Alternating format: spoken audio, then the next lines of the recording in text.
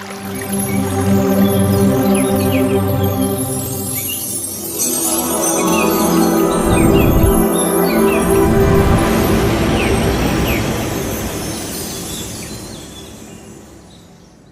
ಧ್ಯಾನ ಬಂಧುಗಳೇ, ಎಲ್ಲರಿಗೂ ಕೂಡ ನಿಮ್ಮ ವಿಶಾಲಾಕ್ಷಿ ಮಾಡುವಂತಹ ಸಪ್ರೇಮ ಆತ್ಮಪೂರ್ವಕ ನಮನಗಳು.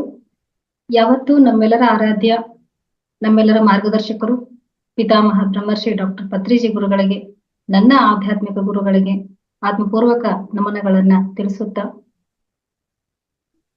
ಸ್ನೇಹಿತರೆ ಒಂದು ನಿಮಿಷ. Yes ma'am.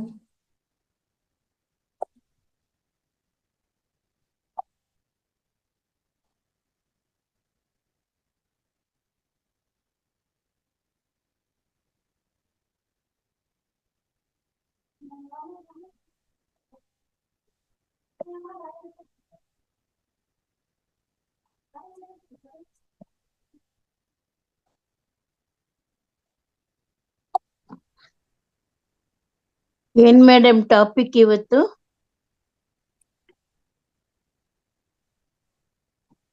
ಆತ್ಮೀಯ ಧ್ಯಾನ ಬಂಧುಗಳೇ, ಮತ್ತೊಮ್ಮೆ ತಮ್ಮೆಲ್ಲರೂ ಕೂಡ ಆತ್ಮಪೂರ್ವಕ ನಮನಗಳನ್ನ ತಿಳಿಸುತ್ತಾ,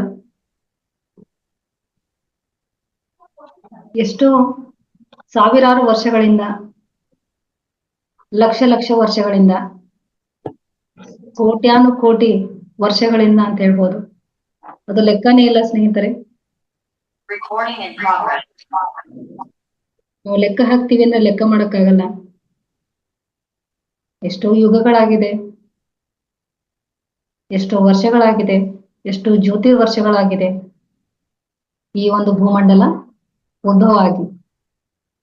ಈ ಒಂದು ಭೂಮಿ ಹುಟ್ಟಿ ಎಷ್ಟೋ ಲಕ್ಷ ವರ್ಷಗಳು, ಎಷ್ಟೋ ಕೋಟಿ ವರ್ಷಗಳು, ಸಹಸ್ರ ಅದಕ್ಕೆ ಜ್ಯೋತಿರ್ ವರ್ಷಗಳು ಅಂತ ಕರೀತಾರೆ. ಭೂಮಂಡಲ ನಿರ್ಮಾಣ ಆಗಿ ಎಷ್ಟೋ ಯುಗಗಳ ನಂತರ ಭೂಮಿ ಮೇಲೆ ಜೀವಿ ಬಂತು, ಜೀವಿಯ ಉಗಮ ಆಯಿತು. ಆ ಉಗಮದಿಂದಲೇ ಪಯಣ ಅನ್ನೋದು ಆರಂಭ ಆಗಿದೆ ಸ್ನೇಹಿತರೆ. ಇದು ಒಂದು ಪಯಣ, ನಿರಂತರವಾದಂತಹ ಪಯಣ. ಪಯಣ ಎಲ್ಲಿಂದ ಆರಂಭ ಆಗುತ್ತೆ ಅಂದ್ರೆ ಜನನದಿಂದ. ನಾವೇನ್ ಅನ್ಕೋತೀವಿ, ಜನನ ಅಂತಂದ್ರೆ ತಾಯಿಯ ಗರ್ಭದಿಂದ ಹೊರಗಡೆ ಬಂದಾಗ ಪಯಣ ಆರಂಭ ಆಗುತ್ತೆ ಅಂತ ನಾವೆಲ್ಲ ಅನ್ಕೊಂಡಿರೋದು. ಆದ್ರೆ ಪಯಣ ಎಲ್ಲಿಂದ ಆರಂಭ ಆಗುತ್ತೆ ಅಂದ್ರೆ ಮೂಲ ಸ್ಥಾನದಿಂದ. ತಾಯಿಯ ಗರ್ಭಕ್ಕೆ ಬರೋದಕ್ಕೂ ಮುನ್ನ ಪಿಂಡ ಅಂಶದ ರೂಪದಲ್ಲಿರುತ್ತೆ. ಪೂರ್ಣಾತ್ಮನಿಂದ ಅಂಶಾತ್ಮನ ರೂಪದಲ್ಲಿ ಅದು ತಾಯಿಯ ಗರ್ಭಕ್ಕೆ ಸೇರೋದಕ್ಕೂ ಮುನ್ನ ಒಂದು ಬೆಳಕಿನ ರೂಪದಲ್ಲಿ ಇರುತ್ತೆ. ತಾಯಿಯ ಗರ್ಭಕ್ಕೆ ಸೇರೋಕ್ಕೂ ಮುನ್ನ ಪಯಣ ಆರಂಭ ಆಯಿತು. ತಾಯಿಯ ಗರ್ಭದಲ್ಲಿ ಸೇರಿದಾಗ ಮತ್ತೊಂದು ಪಯಣ ಆರಂಭ ಆಯಿತು. ಅಲ್ಲಿ ಒಂದು ಭ್ರೂಣದ ರೂಪದಲ್ಲಿ ಅದು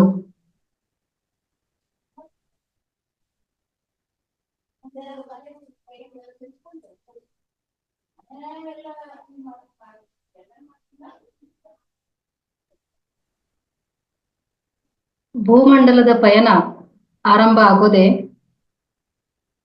ಆ ಒಂದು ಭ್ರೂಣದಿಂದ, ಆ ಒಂದು ಅಂಶದಿಂದ ಪ್ರಯಾಣ ಆರಂಭ ಆಗುತ್ತೆ. 9 ತಿಂಗಳು, ಎಷ್ಟು ಅದ್ಭುತವಾದ ಪ್ರಯಾಣ ಸ್ನೇಹಿತರೆ. ನಮಗೆ ಅದು ಅರಿವಿಗೆ ಬರಲ್ಲ ಇವಾಗ. ತಾಯಿಯ ಗರ್ಭದಲ್ಲಿ ಇದ್ದಾಗ ನಮ್ಗೆ ಅರಿವಿತ್ತು. ಅದ್ಭುತನೂ ಹೌದು, ಅಷ್ಟೇ ಹಿಂಸೆದಾಯಕನೂ ಹೌದು. ಆ ಪ್ರಯಾಣ ಅಷ್ಟು ಸಾಧಾರಣವಾದ ಪ್ರಯಾಣ ಅಲ್ಲ ಅದು. 9 ತಿಂಗಳು ಪುಟ್ಟದೊಂದು ಜಾಗದಲ್ಲಿ ನಾವು ಕೂತಿದ್ವಿ. ತಾಯಿಯ ಹೊಟ್ಟೆ ತುಂಬಾ ಚಿಕ್ಕದಲ್ವಾ, ಆ ಗರ್ಭದಲ್ಲಿ ಕೂತಿದ್ವಿ. 3 kgನೋ 2 kgನೋ 1 kgನೋ ಬೇಬಿ ಅಷ್ಟು ಪುಟ್ಟ ಜಾಗದಲ್ಲಿ ಕೂತಿರುತ್ತೆ. ಎಷ್ಟು ಕಷ್ಟ ಅದಕ್ಕೆ. ತಾಯಿಯ ಒಂದು ಜಠರಾಗ್ನಿ ತಾಕ್ತಾ ಇರುತ್ತೆ, ಮಲಮೂತ್ರಗಳು ಅಲ್ಲೇ ಇರುತ್ತೆ, ಅಂಧಕಾರ ಇರುತ್ತೆ. ಅದು ಒಂದು ಯಾತನಾದಾಯಕವಾದಂತಹ ಪ್ರಯಾಣ ಶಿಶುವಿಗೆ. ಅಲ್ಲಿ ಕೂಡ ಪ್ರಯಾಣ ಇದೆ. ಪ್ರಯಾಣ ಆರಂಭ ಆಗೋದು ಅಲ್ಲಿಂದ ಸ್ನೇಹಿತರೆ, ಭೂಮಂಡಲದ ಪ್ರಯಾಣ. ಅಲ್ಲಿಂದ ಪೂರ್ಣದಿಂದ ಆ ಒಂದು ಅಂಶ ತಾಯಿ ಗರ್ಭಕ್ಕೆ ಸೇರಿದಾಗ, ಅಪ್ಪ ಭೂಮಂಡಲ ಬಹಳ ಚೆನ್ನಾಗಿದೆ, ನಾನ್ ನೋಡ್ಕೊಂಡ್ ಬರ್ಬೇಕು, ತುಂಬಾ ಹ್ಯಾಪಿಯಾಗಿರ್ಬೋದು ಅಂತ ಬಂದಿರುತ್ತೆ. ಯಾವಾಗ ತಾಯಿ ಗರ್ಭಕ್ಕೆ ಸೇರಿದಾಗ ಭ್ರೂಣದ ರೂಪದಲ್ಲಿ ಬೆಳೆಯೋದಕ್ಕೆ ಆರಂಭ ಆಗುತ್ತೋ, ತಾಯಿಯ ಗರ್ಭದಲ್ಲಿ ಒಂದು ದೇಹದ ಆಕಾರ ರೆಡಿ ಆಗ್ತಾ ಇರುತ್ತೋ, ಆಗ ಅದಕ್ಕೆ ಯಾತನಾದಾಯಕವಾದಂತಹ ಸ್ಥಿತಿ ಉಂಟಾಗುತ್ತೆ. ಇದು ತಮ್ಮೆಲ್ರಿಗೂ ಗೊತ್ತು, ಇಲ್ಲಿ ಸಾಕಷ್ಟು ಅನುಭವಿಗಳಿದ್ದೀರಾ. ಜಠರಾಗ್ನಿ ಇರುತ್ತೆ, ಮಲಮೂತ್ರಗಳಿರುತ್ತೆ, ಕತ್ತಲು ಪ್ರದೇಶ ಇರುತ್ತೆ. ಯಾವಾಗ ನಾನು ಈ ಬಂಧನದಿಂದ ಹೊರಗಡೆ ಬರ್ಲಿ, ಸಾಕು ನನಗೆ ಈ ಪ್ರಯಾಣ ಬೇಡ,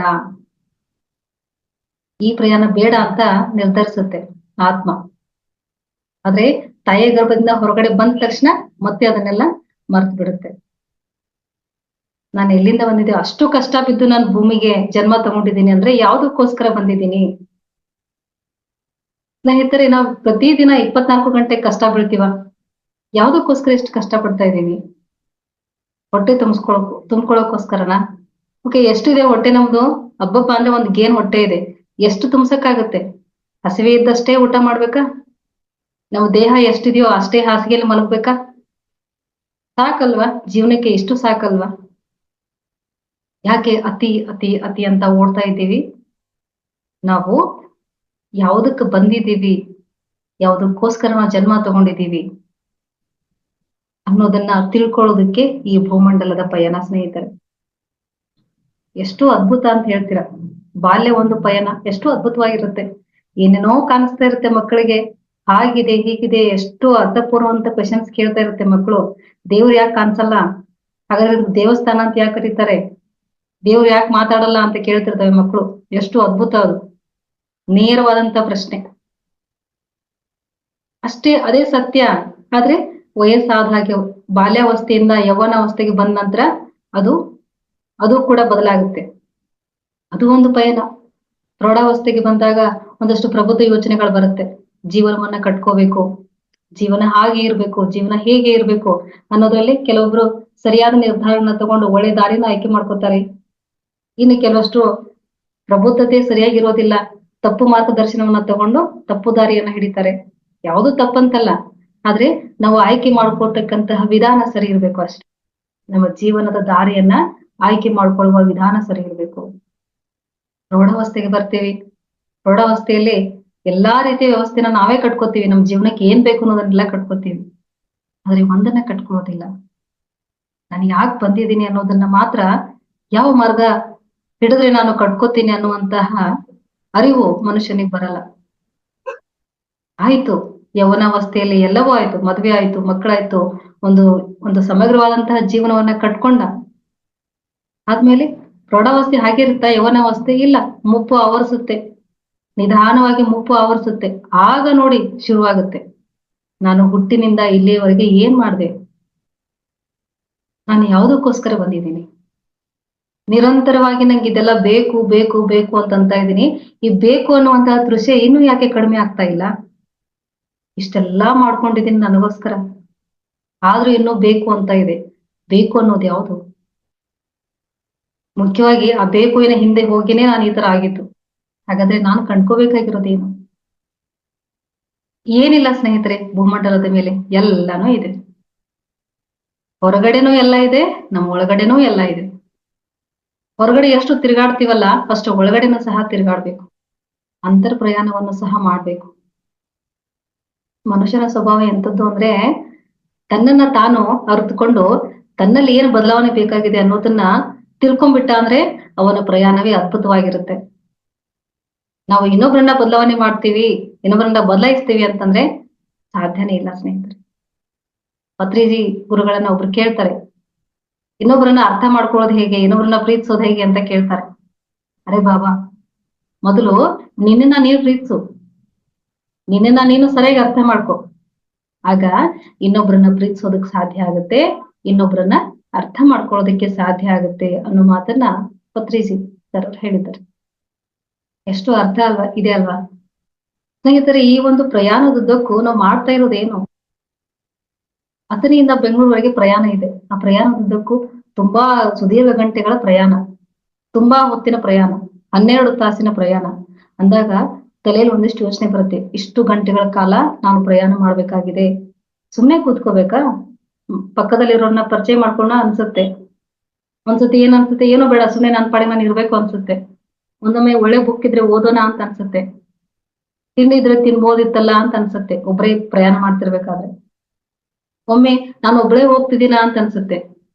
ಮತ್ತೊಮ್ಮೆ ನಮ್ಮೊಟ್ಟಿಗೆ ಎಲ್ಲ ಒಂದು ನೋಡಿ ಯಾರು ಇರಲ್ಲ, ನಾವು ಒಬ್ಬರೇ ಇರ್ತೀವಿ ಜರ್ನಿಯಲ್ಲಿ, ಎಲ್ಲಾ ರೀತಿ ವಿಚಾರಗಳು ಬರುತ್ತೆ ಅಲ್ವಾ. ನಮ್ಮ ಜೀವನದ ಪ್ರಯಾಣನೂ ಹಾಗೆ, ಯಥಾವತ್ತಾಗಿ ವ್ಯವಸ್ಥೆ ಹೇಗಿರುತ್ತೋ ಹಾಗೆ ಒಪ್ಕೊಳ್ಳೋದಿಲ್ಲ ನಾವು. ಅದು ಇರ್ಬೋದಾಗಿತ್ತಲ್ಲ, ಇದು ಇರ್ಬೋದಾಗಿತ್ತಲ್ಲ, ಅದಿದ್ರೆ ಹೇಗಿರ್ತಿತ್ತು, ಚೆನ್ನಾಗಿರ್ತಿತ್ತಲ್ವಾ. ನಾನು ಒಳ್ಳೆ ಸಾಫ್ಟ್ವೇರ್ ಇಂಜಿನಿಯರ್ ಆಗಿದ್ದೀನಿ, ನಾನು ಡಾಕ್ಟರ್ ಆಗಿದ್ರೆ ಹೇಗಿರ್ತಿತ್ತು, ನಾನು ಟೀಚರ್ ಆಗಿದ್ರೆ ಹೇಗಿರ್ತಿತ್ತು, ಒಬ್ಬ ಒಳ್ಳೆ ಗೃಹಿಣಿ ಆಗಿದ್ದೀನಿ, ಸಾಕು. ಯಥಾವತ್ತಾಗಿ ನಮ್ಮ ಜೀವನ ಹೇಗಿದೆಯೋ ಹಾಗೆ ಅದನ್ನ ಒಪ್ಕೊಂಡು ಪ್ರಯಾಣಿಸೋದೇ ಭೂಮಂಡಲದ ಪಯಣ ಸ್ನೇಹಿತರೆ. ಇದು ಬಹಳ ಅದ್ಭುತ ಇದೆ, ಮತ್ತೆ ಮತ್ತೆ ಸಿಗಲ್ಲ ಇದು ಚಾನ್ಸ್. ಇದು ನೋಡಿ, ನಾವು ಯಾವುದೇ ಟಿಕೆಟ್ ಅನ್ನ ತಗೊಂಡಿಲ್ಲ, ಫ್ಲೈಟ್ಗೆ ವೀಸಾ ಪಾಸ್ಪೋರ್ಟ್ ಏನೂ ಇಲ್ಲ, ಹೋಗ್ಬೇಕು ಅಂತ ಅನ್ಕೊಳ್ಳೋದಷ್ಟೇ, ಭೂಮಂಡಲಕ್ಕೆ ಬರ್ಬೇಕು ನಾನು ಹೋಗ್ಬೇಕು ಅನ್ಕೊಳ್ಳೋದಷ್ಟೇ, ಬಂದ್ಬಿಡ್ತೀವಿ ಅಷ್ಟೇ. ಯಾಕಂದ್ರೆ ನಮ್ಮ ನಮ್ಮ ಕರ್ಮ ಫಲದ ಮೇಲೆ ನಮ್ಮ ಜನ್ಮ ಪರಂಪರೆ ಇರುತ್ತೆ. ಹಾಗಾಗಿ ನಾವು ಯಾಕೆ ಬಂದಿದೀವಿ ಅಂತಂದ್ರೆ ಭೂಮಂಡಲಕ್ಕೆ ಒಳ್ಳೆ ಕರ್ಮಗಳನ್ನ ಮಾಡೋದಕ್ಕೆ, ಅಚ್ಚೆ ಕರ್ಮ ಕರ್ನೆಕ್ಕೆ ಲಿಯೆ ಯಹಾ ಆಯೆ ಹುಯೆ ಹೇ, ಒಳ್ಳೆ ಕರ್ಮಗಳನ್ನ ಮಾಡೋದಕ್ಕೆ ಬಂದಿದೀವಿ. ಯಾಕೆ? ಪೂರ್ವಜನ್ಮದ ಒಂದಷ್ಟು ಕರ್ಮಗಳನ್ನ ಕಳ್ಕೋಬೇಕು, ಒಂದಷ್ಟು ಒಳ್ಳೆ ಕರ್ಮಗಳನ್ನ ಮಾಡ್ತಾ ಹೋದ್ವಿ ಅಂತಂದ್ರೆ ಮತ್ತೆ ಜನ್ಮ ತಗೊಳ್ಳುವಂತ ಅಗತ್ಯ ಇರೋದಿಲ್ಲ. ಈಗ ಒಂದು ಶಾಲೆಗೆ ಒಂದು ಮಗುವನ್ನ ಹಾಕಿರ್ತೀವಿ, ಒಂದು ಶಾಲೆಗೆ ವಿದ್ಯಾಭ್ಯಾಸಕ್ಕಾಗಿ ಒಂದು ಮಗುವನ್ನ ಹಾಕಿದಾಗ ಅದು 6ನೇ ತರಗತಿಯಲ್ಲಿ ಏನ್ ಕಲಿಬೇಕು ಅದನ್ನ ಕಲಿದೇ ಇದ್ರೆ ಮುಂದಿನ ತರಗತಿಗೆ ಹೋಗೋದಕ್ಕಾಗುತ್ತಾ ಸ್ನೇಹಿತರೆ? ಹೋಗಲ್ಲ.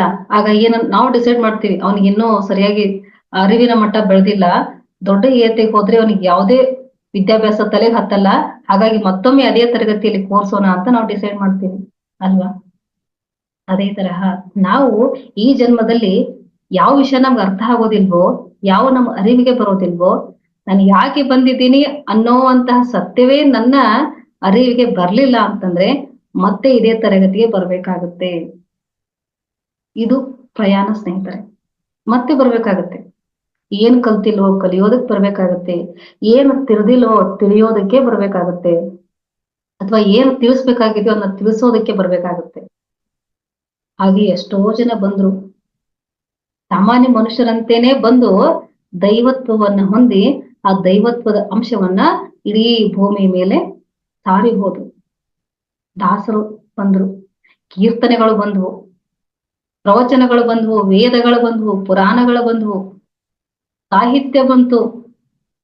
ಇದೆಲ್ಲ ಯಾಕೆ ಗೊತ್ತಾ ಸ್ನೇಹಿತರೆ? ಅವರೆಲ್ಲ ಅವರ ಒಳಗೆ ಅಡಗಿದಂತಹ ಸತ್ಯವನ್ನ ಕಂಡ್ಕೊಂಡು ಲೋಕಕ್ಕೆ ಹಂಚಿದ್ರು. ಯಾಕೆ? ನನ್ನ ತರಹಾನೆ ಎಷ್ಟೋ ಜನ ಬಂದಿದ್ದಾರೆ ಭೂಮಂಡಲಕ್ಕೆ, ಏನು ನಾನು ಯಾರು ಅನ್ನೋದನ್ನ ಕಂಡ್ಕೊಳ್ಳೋದಕ್ಕೆ ಬಂದಿದ್ದಾರೆ, ಒಂದು ಪ್ರಯಾಣದಲ್ಲಿ ಇದ್ದಾರೆ.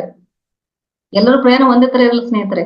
ಒಬ್ರು ಫ್ಲೈಟ್ ಅಲ್ಲಿ ಪ್ರಯಾಣ ಮಾಡ್ಬೋದು, ಒಬ್ರು ಟ್ರೈನ್ ಅಲ್ಲಿ ಮಾಡ್ಬೋದು, ಒಬ್ರು ಬಸ್ ಅಲ್ಲಿ ಮಾಡ್ಬೋದು, ಒಬ್ರು ಕಾರಲ್ಲಿ ಮಾಡ್ಬೋದು, ಒಬ್ರು ಸೈಕಲ್ ಮೇಲೆ ಮಾಡ್ಬೋದು, ಒಬ್ರು ಪಾದಯಾತ್ರೆನೇ ಮಾಡ್ಬೋದು. ಶ್ರೀಮಂತ ಬಡವ ಮೇಲು ಕೀಳು ಎಲ್ಲಾನು ಇರುತ್ತೆ, ಆದ್ರೆ ಎಲ್ಲರ ಗುರಿ ಒಂದೇ. ಏನೊಂದು ಹಾಡಿದೆ, ಎಲ್ರು ಕೇಳಿದಿರ ಅಲ್ವಾ? ಹಿಂದೆಯಿಂದ ಬಂದಿದ್ದು ಒಂದೇ ಮತ, ಮುಂದೆ ಹೋಗಿ ಸೇರುವಲ್ಲಿಗೆ ಒಂದೇ ಮತ ಅಲ್ವಾ. ರಾಜ್ಕುಮಾರ್ ಒಂದು ಸಾಂಗ್ ಇದೆ ನೋಡಿ, ಮಾನವನಾಗಿ ಹುಟ್ಟಿದ್ಮೇಲೆ ಏನೇನ್ ಕಂಡಿ, ಸಾಯೋ ತನಕ ಸಂಸಾರದೊಳಗೆ ಗಂಡಾಗುಂಡಿ, ಏರಿಕೊಂಡು ಹೋಗೋದಿಲ್ಲ ಸತ್ತಾಗ್ ಬಂಡಿ, ಇರೋದ್ರೊಳಗೆ ಒಮ್ಮೆ ನೋಡು ಜೋಗದ ಗುಂಡಿ. ಆ ಹಾಡಿನಲ್ಲಿ ಎಷ್ಟು ಅರ್ಥ ಇದೆ ಸ್ನೇಹಿತರೆ. ಮಾನವನಾಗಿ ಹುಟ್ಟಿದ್ಮೇಲೆ ನೀನ್ ಏನೇನ್ ಕಂಡಿದೀಯಾ ಅಂತ. ಏನ್ ಕಂಡಿದೀಯಾ? ಬರೀ ಕಷ್ಟನೇ ಕಂಡಿದೀಯಾ? ಇಲ್ಲ. ಬರೀ ಸುಖವನ್ನೇ ನೋಡಿದೀಯಾ? ಇಲ್ಲ.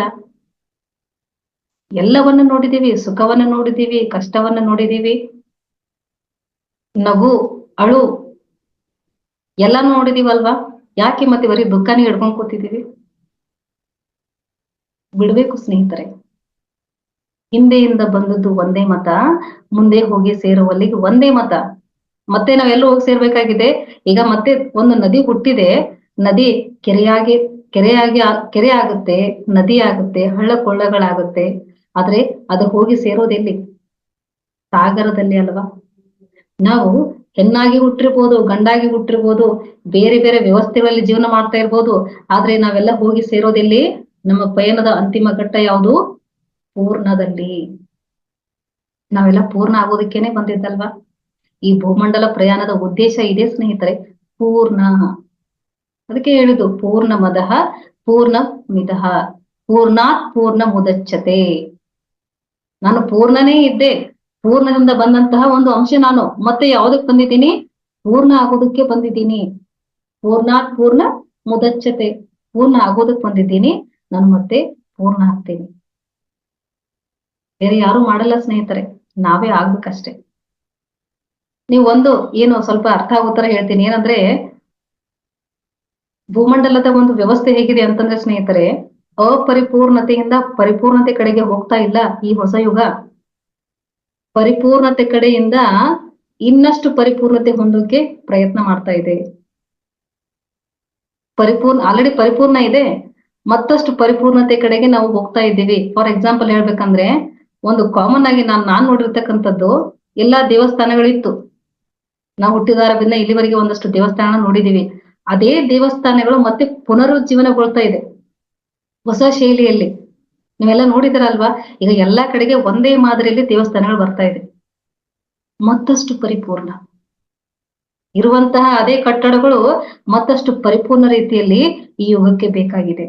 ಯಾಕೆ? ಒಳಗೂ ಬದಲಾವಣೆ ಆಗ್ತಾ ಇದೆ, ಹೊರಗೂ ಬದಲಾವಣೆ ಬೇಕು ಅನ್ನುವಂತಹ ಉದ್ದೇಶಕ್ಕೆ. ಹೊರಗಷ್ಟೇ ಪರಿಪೂರ್ಣತೆ ಇದ್ರೆ ಸಾಕ ಸ್ನೇಹಿತರೆ? ಒಳಗೂ ಬೇಕಲ್ವಾ? ಹಾಗೆ ಒಳಗೂ ಪರಿಪೂರ್ಣತೆ ಬರೋದಕ್ಕೆ ಪ್ರಯಾಸ ಪಡೋದಕ್ಕೇನೆ ಈ ಪಯಣ. ಅಕ್ಕ ಮಹಾದೇವಿ ಅವರು ನನಗೆ ಸಂಸಾರಿಕ ಜೀವನ ಬೇಡ ಅಂತ ಹೇಳ್ತಾ ಇದ್ರು. ಅದು ಅವ್ರ ತಂದೆ ತಾಯಿಗೂ ಸಹ ಗೊತ್ತಿತ್ತು. ಇದು ದೈವಿ ಕಡೆ ಬಂದಿದೆ, ಭೂಮಂಡಲಕ್ಕೆ ಲೋಕ ಕಲ್ಯಾಣಕ್ಕಾಗಿ ಬಂದಿದ್ದಾರೆ, ಇವರಿಗೆ ಸಂಸಾರ ಬೇಡ ಅಂತ ಅವರು ಸಹ ನಿರ್ಧರಿಸಿದ್ರು. ಆದ್ರೆ ಆ ಒಂದು ದೇಶದ ರಾಜ ಅಕ್ಕ ಮಹಾದೇವಿಯವರ ಸೌಂದರ್ಯಕ್ಕೆ ಮಾರು ಹೋಗಿ ಅವರನ್ನ ಮದುವೆ ಹಾಕ್ಬೇಕು ಅಂತ ಕೇಳ್ತಾರೆ. ಎಷ್ಟೋ ಪ್ರಯತ್ನ ಪಡ್ತಾರೆ. ಒಂದಷ್ಟು ನಿಯಮಗಳನ್ನ ಹಾಕಿ ಅಕ್ಕ ಮಹಾದೇವಿಯವರು ಅವ್ರನ್ನ ವಿವಾಹ ಕೂಡ ಆಗ್ತಾರೆ. ವಿವಾಹ ಆದ್ಮೇಲೆ ಆ ರಾಜನಿಗೆ ಭಕ್ತಿ ಇಲ್ಲ, ವೈರಾಗ್ಯ ಇಲ್ಲ, ದೈವತ್ವದ ಕಡೆಗೆ ಅರಿವೇ ಇಲ್ಲ, ಬರೀ ಬಾಹ್ಯ ಸೌಂದರ್ಯದ ಕಡೆಗೆ ಮಾತ್ರ ಆಕರ್ಷಣೆ ಇತ್ತು. ಒಂದೊಮ್ಮೆ ನೋಡು, ಈ ರಕ್ತ ಮಾಂಸ ಶರೀರ ಎಷ್ಟು ಅದ್ಭುತವಾಗಿದೆ ನೋಡು ಅಂತ ಹೇಳ್ಬಿಟ್ಟು ಬಟ್ಟೆಯನ್ನೆಲ್ಲ ತೆಗೆದಾಗ ಕಾಣಿಸಿದೇನು ಗೊತ್ತಾ? ರಕ್ತ ಮಾಂಸ ಅಸ್ಥಿ ಪಂಜರ ಕಾಣಿಸ್ತು. ಇದಕ್ಕೋಸ್ಕರ ನೀನು ಇಷ್ಟು ವ್ಯಾಮೋಹ ಬೀಳ್ತಾ ಇದೀಯಾ, ಏನಿದೆ ಇದ್ರ ಒಳಗಡೆ ಅಂತ ಹೇಳ್ಬಿಟ್ರು ಅಕ್ಕ ಮಹಾದೇವಿ. ಆ ಕ್ಷಣದಲ್ಲಿ ಅವರು ತಮ್ಮ ಮೈ ಮೇಲಿರ್ತಕ್ಕಂತಹ ಎಲ್ಲಾ ವಸ್ತ್ರಗಳನ್ನ ತ್ಯಜಿಸಿ ನಿರ್ವಸ್ತ್ರರಾದರು. ಬಯಲು 12ನೇ ಶತಮಾನದಲ್ಲಿ ವೀರ ಪಿರಾಗಿನಿ ಅನ್ಸ್ಕೊಂಡವ್ರು ಬಯಲು. ಅವ್ರು ಏನ್ ಕಣ್ಕೊಳಕ್ ಬಂದಿದ್ರು ಸ್ನೇಹಿತರೆ? ಅವರ ಪಯಣದ ಉದ್ದೇಶ ಏನು? ಬಯಲಲ್ಲಿ ಬಯಲು. ನೋಡಿ, ಅದು ಸಾಧಾರಣವಾದಂತಹ ಸ್ಥಿತಿ ಅಲ್ಲ. ಅದು ಒಬ್ಬ ಹೆಣ್ಮಗಳು, ಅದು 12ನೇ ಶತಮಾನದಲ್ಲಿ. ಅವರು ಎಲ್ಲರ ಕಣ್ಣಿಗೆ ಹೇಗ್ ಕಾಣಿಸ್ತಾ ಇದ್ರು ಅಂತಂದ್ರೆ ಒಂದು ಬೆಳಕಿನ ತರಹ ಕಾಣಿಸ್ತಾ ಇದ್ರು ಸ್ನೇಹಿತರೆ. ಅವರ ದೇಹ ಯಾರ ಕಣ್ಣಿಗೂ ಕಾಣಿಸ್ತಾ ಇರ್ಲಿಲ್ಲ, ಒಂದು ಬೆಳಕು ಮಾತ್ರ ಕಾಣಿಸ್ತಾ ಇತ್ತು. ಅದು ಅದ್ಭುತವಾದಂತಹ ಪಯಣ. ಮುಂದೆ ಹೋಗ್ತಾರೆ, ಎಷ್ಟೋ ಪ್ರದೇಶಗಳನ್ನ ತಿರುಗಾಡಿ ಅವ್ರು ಹೋಗ್ತಾ ಹಾಗೆ ಆ ರಾಜ ಹಾಗೆ ಬೆನ್ನಟ್ಟಿರ್ತಾನೆ ಕೌಶಿಕ ರಾಜ. ನಾನ್ ನಿಮ್ನ ದೇವಿ ತರ ನೋಡ್ತೀನಿ, ಮಾತೃ ಸ್ವರೂಪಿಣಿ ತರ ನೋಡ್ತೀನಿ, ನನ್ನ ಅರಮನೆಯಲ್ಲಿ ಬಂದು ನೀವು ಇದ್ದು ಬಿಡಿ, ನಾನ್ ನಿಮ್ಗೆ ಯಾವುದೇ ರೀತಿ ತೊಂದರೆ ಕೊಡಲ್ಲ ಅಂತ ಹೇಳ್ತಾನೆ. ಆಗ್ಲೂ ಸಹ ಅಕ್ಕ ಮಹಾದೇವಿ ಅದನ್ನ ಒಪ್ಕೊಳ್ಳೋದಿಲ್ಲ. ನೀನ್ ಏನಿದ್ದೀಯ ಮೊದಲು ತಿಳ್ಕೊ. ಒಂದು ಸುಂದರವಾದಂತ ವ್ಯಾಖ್ಯಾನವನ್ನ ಹೇಳ್ತಾರೆ, ಒಂದು ಹಾಡನ್ನ ಹೇಳ್ತಾರೆ ಅಕ್ಕ ಮಹಾದೇವಿ. ಎಷ್ಟು ಚೆನ್ನಾಗಿದೆ ಅಂದ್ರೆ, ತನುವಲ್ಲ ತನು ಒಡೆಯನು ನಾ ಜ್ಯೋತಿ ಇದ್ದೇನೆ, ನಾ ಆತ್ಮ ಇದ್ದೇನೆ.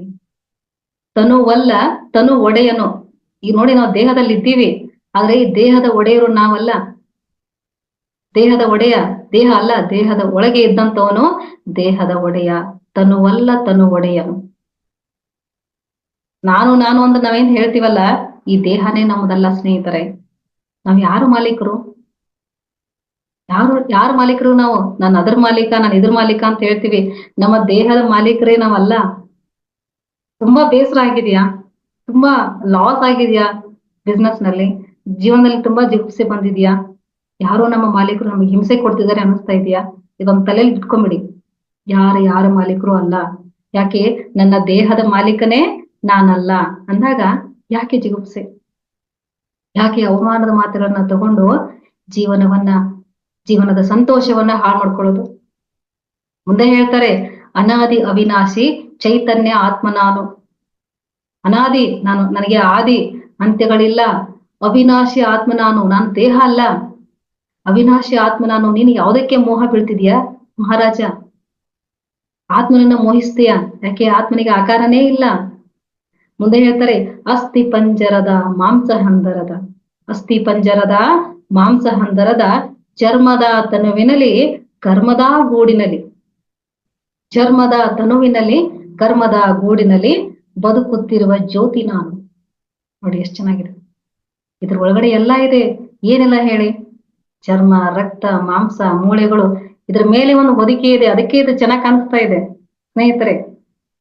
ಸಪೋಸ್ ಈ ಹೊದಿಕೆ ಇರ್ಲಿಲ್ಲ ಅಂತಂದ್ರೆ ನಾವ್ಯಾರು ನಮ್ಮ ಮುಖ ನಾವು ನೋಡ್ಕೋತಿದ್ವಾ? ಈ ತರ ಕೂತ್ಕೋತಿದ್ವಾ? ಭಯ ಆಗ್ತಾ ಇತ್ತು. ಎಲ್ಲ ಕಡೆಗೆ ಬರೀ ಅಸ್ಥಿ ಪಂಜರಗಳೇ ತಿರುಗಾಡ್ತಾ ಇತ್ತು. ನೋಡಿ ಪ್ರಕೃತಿ ಎಷ್ಟು ಅದ್ಭುತವಾದಂತಹ ಸೃಷ್ಟಿಯನ್ನ ಮಾಡಿದೆ. ಎಲ್ಲ ವ್ಯವಸ್ಥೆನ ಒಳಗಡೆ ಇಟ್ಟು ಮೇಲೆ ಒಂದು ಕವರ್ ಹಾಕ್ಬಿಟ್ಟಿದೆ. ಈ ಕವರ್ನೇ ನಾವು ಶಾಶ್ವತ ಶಾಶ್ವತ ಅಂತ ಕೂತ್ಕೊಂಡು ದುಃಖದಲ್ಲಿ ಬೀಳ್ತಾ ಇದ್ದೀವಿ. ಆಧ್ಯಾತ್ಮಿಕತೆಯ ಉದ್ದೇಶ ಏನ್ ಗೊತ್ತಾ ಸ್ನೇಹಿತರೆ? ಈ ಅಸ್ಥಿ ಪಂಜರದ ಮಾಂಸ ಹಂದರದ ತನುವಿನ ಹೊದಿಕೆಯಲ್ಲಿರ್ತಕ್ಕಂತಹ ಕರ್ಮದ ಕುಡಿಕೆ ನಾನು, ನಾನು ಶಾಶ್ವತ, ದೇಹ ಶಾಶ್ವತ ಅಲ್ಲ ಅನ್ನುವ ತತ್ವವನ್ನ ತಿಳ್ಕೊಳ್ಳೋದಕ್ಕೆ ಈ ಪ್ರಯಾಣ ಆರಂಭ ಆಗಿತ್ತು. ಅದ್ಭುತ ಸ್ನೇಹಿತರೆ. ಒಬ್ಬರೇ ಇರೋದನ್ನ ಪ್ರಾಕ್ಟೀಸ್ ಮಾಡಕ್ ಶುರು ಮಾಡಿ. ಯಾಕೆ? ಏಕಾಂಗಿ, ಏಕಾಂತ, ಒಂಟಿತನ ಬೇರೆ, ಏಕಾಂಗಿ ಬೇರೆ. ಏಕಾಂಗಿಯಲ್ಲಿ ಇಬ್ರು ಇರ್ತೀರಾ, ಒಬ್ರು ಇರೋದಿಲ್ಲ. ನೀವಿರ್ತೀರಾ, ನಿಮ್ಮ ಜೊತೆಗೆ ನೀವಿರ್ತೀರಾ. ದೇಹ ಜೊತೆಗೆ ಆತ್ಮ ಎರಡಿರುತ್ತೆ. ಹಾಗೆ ಇದ್ದಾಗ ಸಾಕಷ್ಟು ಸತ್ಯಗಳು ನಮಗೆ ಅರಿವಿಗೆ ಬರುತ್ತೆ ಸ್ನೇಹಿತರೆ. ಮನುಷ್ಯ ಸಂಘಜೀವಿ, ಒಪ್ಕೋತೀನಿ, ಇಲ್ಲ ಅಂತಲ್ಲ. ಅವನಿಗೆ ಸಂಘ ಬೇಕು. ಆದ್ರೆ ಆ ಸಂಘ ಹೇಗೆ ಇರ್ಬೇಕು? ಸಜ್ಜನರ ಸಂಘ ಇರಬೇಕು. ಮುಂದೆ ಹೇಳ್ತಾರೆ, ಭ್ರುಕುಟಿಯಲ್ಲಿ ಆತ್ಮದ ಸಾರಥಿ ನಾನು, ಕರ್ಮಚಾರಿ ಆತ್ಮ ನಾನು. ಭ್ರುಕುಟಿಯಲ್ಲಿ ಆತ್ಮದ ಸಾರಥಿ ನಾನು. ಭ್ರುಕುಟಿ ಅಂದ್ರೆ ಬುದ್ಧಿ, ಬುದ್ಧಿನೇ ಆತ್ಮದ ಸಾರಥಿ. ಬುದ್ಧಿ ನೋಡಿ, ನಮ್ಮ ಬುದ್ಧಿ ಹೇಗಿದೆಯೋ, ಎಷ್ಟು ಬುದ್ಧಿ ಬೆಳೆದಿದೆಯೋ, ಬುದ್ಧಿಯಿಂದಲೇ ಬುದ್ಧತ್ವ ಬರೋದು. ನಮ್ಮ ಬುದ್ಧಿ ಪೆರಗಾಲಿ ಹೇಳ್ತಾರೆ ಸರ್, ಪತ್ರಿ ಸರ್ ಹೇಳ್ತಾರೆ, ನಮ್ಮ ಬುದ್ಧಿ ಬೆಳವಣಿಗೆ ಆಗ್ಬೇಕು. ಎಲ್ಲಿವರೆಗೆ? ಬುದ್ಧತ್ವ ಹೊಂದುವರೆಗೆ ಬೆಳಿಬೇಕು. ನಾವು ಹೇಗೆ ಮಾತಾಡ್ತೀವಿ, ಹೇಗೆ ಯೋಚಿಸ್ತೀವಿ, ಹೇಗೆ ಆಹಾರ ಸೇವಿಸ್ತೀವಿ, ನಮ್ಮ ವ್ಯವಹಾರ ಹೇಗಿರುತ್ತೆ, ಇದೆಲ್ಲದರ ಮೇಲೆ ನಮ್ಮ ಬುದ್ಧಿ ಬೆಳವಣಿಗೆ ಅನ್ನೋದಾಗುತ್ತೆ. ನಿರಂತರ ಧ್ಯಾನ, ಸ್ವಾಧ್ಯಾಯ, ಸಜ್ಜನ ಸಾಂಗತ್ಯಗಳು ಇರ್ಲಿ ಸ್ನೇಹಿತರೆ. ಮುಂದೆ ಹೇಳ್ತಾರೆ, ನಾ ಆತ್ಮ ನೀ ಆತ್ಮ, ಅವ ಆತ್ಮ ಇವ ಆತ್ಮ, ಮುದುಕನಲ್ಲ ಮಗುವಲ್ಲ, ಮುದುಕನಲ್ಲ ಮಗುವಲ್ಲ, ವಯಸ್ಸಾದ ಮುದುಕಿಯಲ್ಲ. ಎಷ್ಟು ಚೆನ್ನಾಗಿ ಹೇಳ್ತಾರೆ. ಮುದುಕನಲ್ಲ ಮಗುವಲ್ಲ, ವಯಸ್ಸಾದ ಮುದುಕಿಯಲ್ಲ, ನಾ ಜಾತಿ ಇಲ್ಲದ ಆತ್ಮ. ನನಗೆ ಜಾತಿನೇ ಇಲ್ಲ. ಆತ್ಮಕ್ಕೆ ಜಾತಿ ಇರುತ್ತಾ ಸ್ನೇಹಿತರೆ? ಇಲ್ಲ. ಬಾಟ್ಲಲ್ಲಿ ಹಾಕಿದಾಗ ಬಾಟ್ಲ್ ಆಕಾರ ಪಡೆಯುತ್ತೆ ನೀರು, ಬಟ್ಲಲ್ಲಿ ಹಾಕಿದಾಗ ಬಟ್ಲ ಆಕಾರ ಪಡೆಯುತ್ತೆ, ತಂಬಿಗೆಯಲ್ಲಿ ಹಾಕಿದಾಗ ತಂಬಿಗೆ ಆಕಾರ ಪಡೆಯುತ್ತೆ. ಹಾಗಾದ್ರೆ ತಂಬಿಗೆ ನೀರು, ಬಟ್ಟಲ ನೀರು, ಬಾಟ್ಲ್ ನೀರು ಅಂತ ಕರಿತೀವ? ನೀರು ಅಂತ ಮಾತ್ರ ಕರಿತೀವಿ ಅಲ್ವಾ? ಅದೇ ತರಹ ಈಗ ಗೀತಾ ಮೇಡಮ್ ದೇಹದಲ್ಲಿ ಚೇತನ ಇದೆ, ಗೀತಾ ಮೇಡಮ್. ವಿಶಾಲಾಕ್ಷಿ ದೇಹದಲ್ಲಿ ಚೇತನ ಇದೆ, ವಿಶಾಲಾಕ್ಷಿ. ಹೇಮಾ ಮೇಡಮ್ ದೇಹದಲ್ಲಿ ಚೇತನ ಇದೆ, ಹೇಮಾ ಮೇಡಮ್. ಆದ್ರೆ ಆ ಮೂರೂ ದೇಹಗಳ, ಇಲ್ಲಿ ವೇದಿಕೆಯಲ್ಲಿ ಇರ್ತಕ್ಕಂತಹ ಎಲ್ಲಾ ದೇಹಗಳ ಒಳಗೆ ಇರ್ತಕ್ಕಂತಹ ಚೈತನ್ಯದ ಹೆಸರು ಒಂದೇ, ಆತ್ಮ. ಈ ಒಂದು ಸತ್ಯ ಕಂಡ್ಕೊಳ್ಳೋದಕ್ಕೆ ನಾವು ಭೂಮಂಡಲದ ಪಯಣವನ್ನ ಆಯ್ಕೆ ಮಾಡ್ಕೊಂಡಿದ್ದು. ಸಿಂಪಲ್ ಸ್ನೇಹಿತರೆ. ಬಹಳ ಗೊಂದಲ ಬೆಳಕು ಹೋಗೋದು ಬೇಡ. ಯಾಕಂದ್ರೆ ಎಷ್ಟೋ ಪ್ರಯಾಸ ಪಟ್ಟಿದ್ವಿ. ಮನುಷ್ಯನ ಸ್ವಭಾವ ಎಂತದ್ದು ಅಂದ್ರೆ ಸರಳವಾಗಿರೋದನ್ನ ಬಿಟ್ಬಿಡೋದು, ಕಠಿಣವಾಗಿರೋದನ್ನ ಆಯ್ಕೆ ಮಾಡ್ಕೊಳ್ಳೋದು. ಕಠಿಣವಾಗಿರೋದನ್ನೇ ಮನುಷ್ಯ ಆಯ್ಕೆ ಮಾಡ್ಕೊತಾನೆ. ಸರಳವಾಗಿ ಇದೆ ಅದನ್ನ ಮತ್ತೆ ತಿರುಚು ಮರುಚು ಮಾಡಿ ಮತ್ತೆ ಕಠಿಣ ಮಾಡ್ಕೊಂಡ್ಬಿಡೋದು. ಹಾಗೆ ಯಾರು ಮಾಡ್ಕೋಬಾರ್ದು ಅಂತ ಹೇಳಿನೇ ಪತ್ರಿಜಿ ಗುರುಗಳು ಈ ಆಧ್ಯಾತ್ಮಿಕತೆಯನ್ನ ಅತ್ಯಂತ ಸರಳ ಮಾಡಿ ಕೊಟ್ಟಿದ್ದಾರೆ ಅಲ್ವಾ? ಮತ್ತೆ ಯಾಕೆ ಕಠಿಣ? ಇವಾಗ ನೋಡಿದ್ರ ಎಲ್ಲಾದ್ರೂ ಒಂದು ರಫ್ ರೋಡ್ ಸಿಗುತ್ತಾ ನಿಮ್ಗೆ? ಕಚ್ಚಾ ರೋಡ್ ಸಿಗುತ್ತಾ? ಎಲ್ಲಾ ಕಡೆಗೂ ಹೈವೇ ರೋಡೇ ಇದೆ. ಅರ್ಥ ಮಾಡ್ಕೊಳ್ಳಿ, ಸತ್ಯವನ್ನ ತಲುಪೋದಕ್ಕೂ ಹೈವೇ ಸಿಕ್ಕಿದೆ ನಮಗೆ. ಎಲ್ಲೂ ನಿಧಾನವೇ ಇಲ್ಲ. ಬಾಹ್ಯದಲ್ಲೂ ಅಷ್ಟು ಸ್ಪೀಡ್ ಇದೆ, ಅಂತರಂಗದಲ್ಲೂ ಕೂಡ ಅಷ್ಟೇ ಸ್ಪೀಡ್ ಇದೆ ಬೆಳವಣಿಗೆ. ಯಾರು ಎಲ್ಲೂ ನಿಲ್ಲಬಾರ್ದು. ಎಲ್ಲರ ಪ್ರಯಾಣ ಸುಗಮವಾಗಿರ್ಲಿ ಅಂತ ಹೊರಗಡೆ ಹೇಗೆ ನೈಸ್ ರೋಡ್ ಹೈವೇ ಆಗಿದೆಯೋ, ಅದೇ ತರಹ ಹೊಸ ಯುಗಕ್ಕೆ ಈ ಆಧ್ಯಾತ್ಮಿಕತೆ ಒಂದು ಹೊಸ ರೂಪವನ್ನ ತಂದುಕೊಂಡಿದೆ. ನಿರಂತರ ಧ್ಯಾನ, ನಿರಂತರ ಸ್ವಾಧ್ಯಾಯ, ನಿರಂತರ ಸಜ್ಜನ ಸಂಗತಿ, ಇದೆಲ್ಲ ಹೈವೇ ರೋಡ್ ಸ್ನೇಹಿತರೆ. ಯಾರು ಈ ಹೈವೇನ ಅನುಸರಿಸ್ತಿರೋ ನಿಮ್ಮ ಗಮ್ಯ ಏನು? ಆತ್ಮ ಸಾಕ್ಷಾತ್ಕಾರ. ಅಲ್ಲಿಗೆ ನೀವು ಆರಾಮಾಗಿ ತಲುಪಬಹುದು. ನಿಮ್ಗೆ ರೋಡ್ ಟ್ಯಾಕ್ಸ್ ಇಲ್ಲ, ಏನಂದ್ರೆ ಏನೂ ಇಲ್ಲ. ಇದು ಭೂಮಂಡಲದ ಪ್ರಯಾಣ ಸ್ನೇಹಿತರೆ. ಬಹಳ ಅದ್ಭುತವಾಗಿದೆ. ಎಷ್ಟೋ ವಿಧದ ಹಣ್ಣುಗಳಿದೆ, ಎಷ್ಟೋ ವಿಧದ ಹೂವುಗಳಿದೆ, ಎಷ್ಟು ಜಾತಿಯ ಮರಗಳಿದಾವೆ. ನೋಡಿ, ಒಂದು ನದಿ ಎಷ್ಟು ಚೆನ್ನಾಗಿ ಹರಿತಾ ಇರುತ್ತೆ. ನಾವು ಅದನ್ನ ಯಾವಾಗ ಆಸ್ವಾದಿಸೋದು? ಈ ದೇಹದಿಂದಲೇ ಎಲ್ಲನ್ನ ಆಸ್ವಾದಿಸೋಕಾಗತ್ತೆ ಸ್ನೇಹಿತರೆ. ದೇಹ ಇಲ್ದಿದ್ರೆ ಏನನ್ನು ನೋಡೋದಕ್ಕೂ ಆಗಲ್ಲ, ಏನನ್ನ ಆಸ್ವಾದಿಸೋದಕ್ಕೂ ಆಗಲ್ಲ. ಹಾಗಾಗಿ ಸಿಕ್ಕಂತಹ ಈ ಒಂದು ಸಮಯವನ್ನ, ಈ ಒಂದು ಜನ್ಮವನ್ನ, ಈ ಒಂದು ಪ್ರಯಾಣವನ್ನ ಸಾರ್ಥಕಪಡಿಸಿಕೊಳ್ಳೋಣ. ಬರೀ ಧ್ಯಾನ, ಸಾಧೆ, ಸಜ್ಜನ ಸಾಂಗತ್ಯ ಸಾಕ? No masters. ಸಾಧ್ಯ ಆದ್ರೆ ಪ್ರಕೃತಿಯಲ್ಲಿ ವಿಹರಿಸೋಣ, ಟ್ರೆಕ್ಕಿಂಗ್ ಗಳಿಗೆ ಹೋಗೋಣ. ನಿಮ್ಮ ಸುತ್ತಮುತ್ತ ಏನಾದ್ರೂ ಒಂದಿಷ್ಟು ಪ್ರಕೃತಿ ತಾಣಗಳಿದ್ರೆ ಅಲ್ಲಿ ಹೋಗಿ ಒಂದಷ್ಟು ಸಮಯವನ್ನ ಪ್ರಕೃತಿಯಲ್ಲಿ ಕಳೀರಿ. ಸಾಕು, ಕಾಂಕ್ರೀಟ್ ಕಾಡುಗಳ ಮಧ್ಯೆ ಕುತ್ಕೊಂಡಿದ್ದು ಸಾಕು. ಆ ಮನೆ ಕಲರ್ ಹೀಗಿದೆ, ಈ ಮನೆ ಗೋಡೆ ಹೀಗಿದೆ, ಈ ಮನೆ ಡೋರ್ ಹೀಗಿದೆ, ಬರೀ ಇವೇ ಕಾಣಿಸುತ್ತೆ. ಕನಸಲ್ಲೂ ಸಹ ಅದೇ ಬರುತ್ತೆ. ಯಾಕೆ ಅದನ್ನೇ ನೋಡ್ತೀವಿ, ಅದೇ ಬರುತ್ತೆ. ಇದೇನಾ ಪ್ರಯಾಣ ನಮ್ದು? No master. ನಮ್ಮ ಒಳಗಡೆ ಎಂತಹ ಜ್ಞಾನ ಇದೆ ಅಂತಂದ್ರೆ ಮತ್ತೊಂದು ಗೀತೆಯನ್ನೇ ಬರೆಯಬಹುದು, ಹೊಸದಾದ ವೇದವನ್ನೇ ನಾವು ರಚಿಸಬಹುದು, ಪುರಾಣಗಳನ್ನೇ ರಚಿಸಬಹುದು. ಸಾಕಷ್ಟು ಆಧ್ಯಾತ್ಮಿಕತೆ ಅಂಶಗಳನ್ನು ಸಹ ನಾವು ಭೂಮಂಡಲಕ್ಕೆ ಕೊಡ್ಬೋದು. ಅಷ್ಟು ಜ್ಞಾನ ಇದೆ. ಅದರ ಕಡೆಗೆ ಗಮನ ಕೊಡೋದಕ್ಕೆ ನಾವಿಲ್ಲಿ ಬಂದಿದ್ದು ಸ್ನೇಹಿತರೆ. ಭೂಮಂಡಲ ಅನ್ನೋದು ಅದ್ಭುತವಾದ ಪಾಠಶಾಲೆ. ಇದೊಂದು ಪ್ರಯಾಣ ಸ್ನೇಹಿತರೆ. ಇದನ್ನ ನಾವು ಆಯ್ಕೆ ಮಾಡ್ಕೊಂಡಿದ್ದೀವಿ ಅಂದ್ರೇನೆ ಇದು ದಿ ಬೆಸ್ಟ್ ಚಾಯ್ಸ್ ಅಷ್ಟೇ. ನಮಗೆಲ್ಲಾನು ಒಳ್ಳೇದೇ ಬೇಕಲ್ವಾ?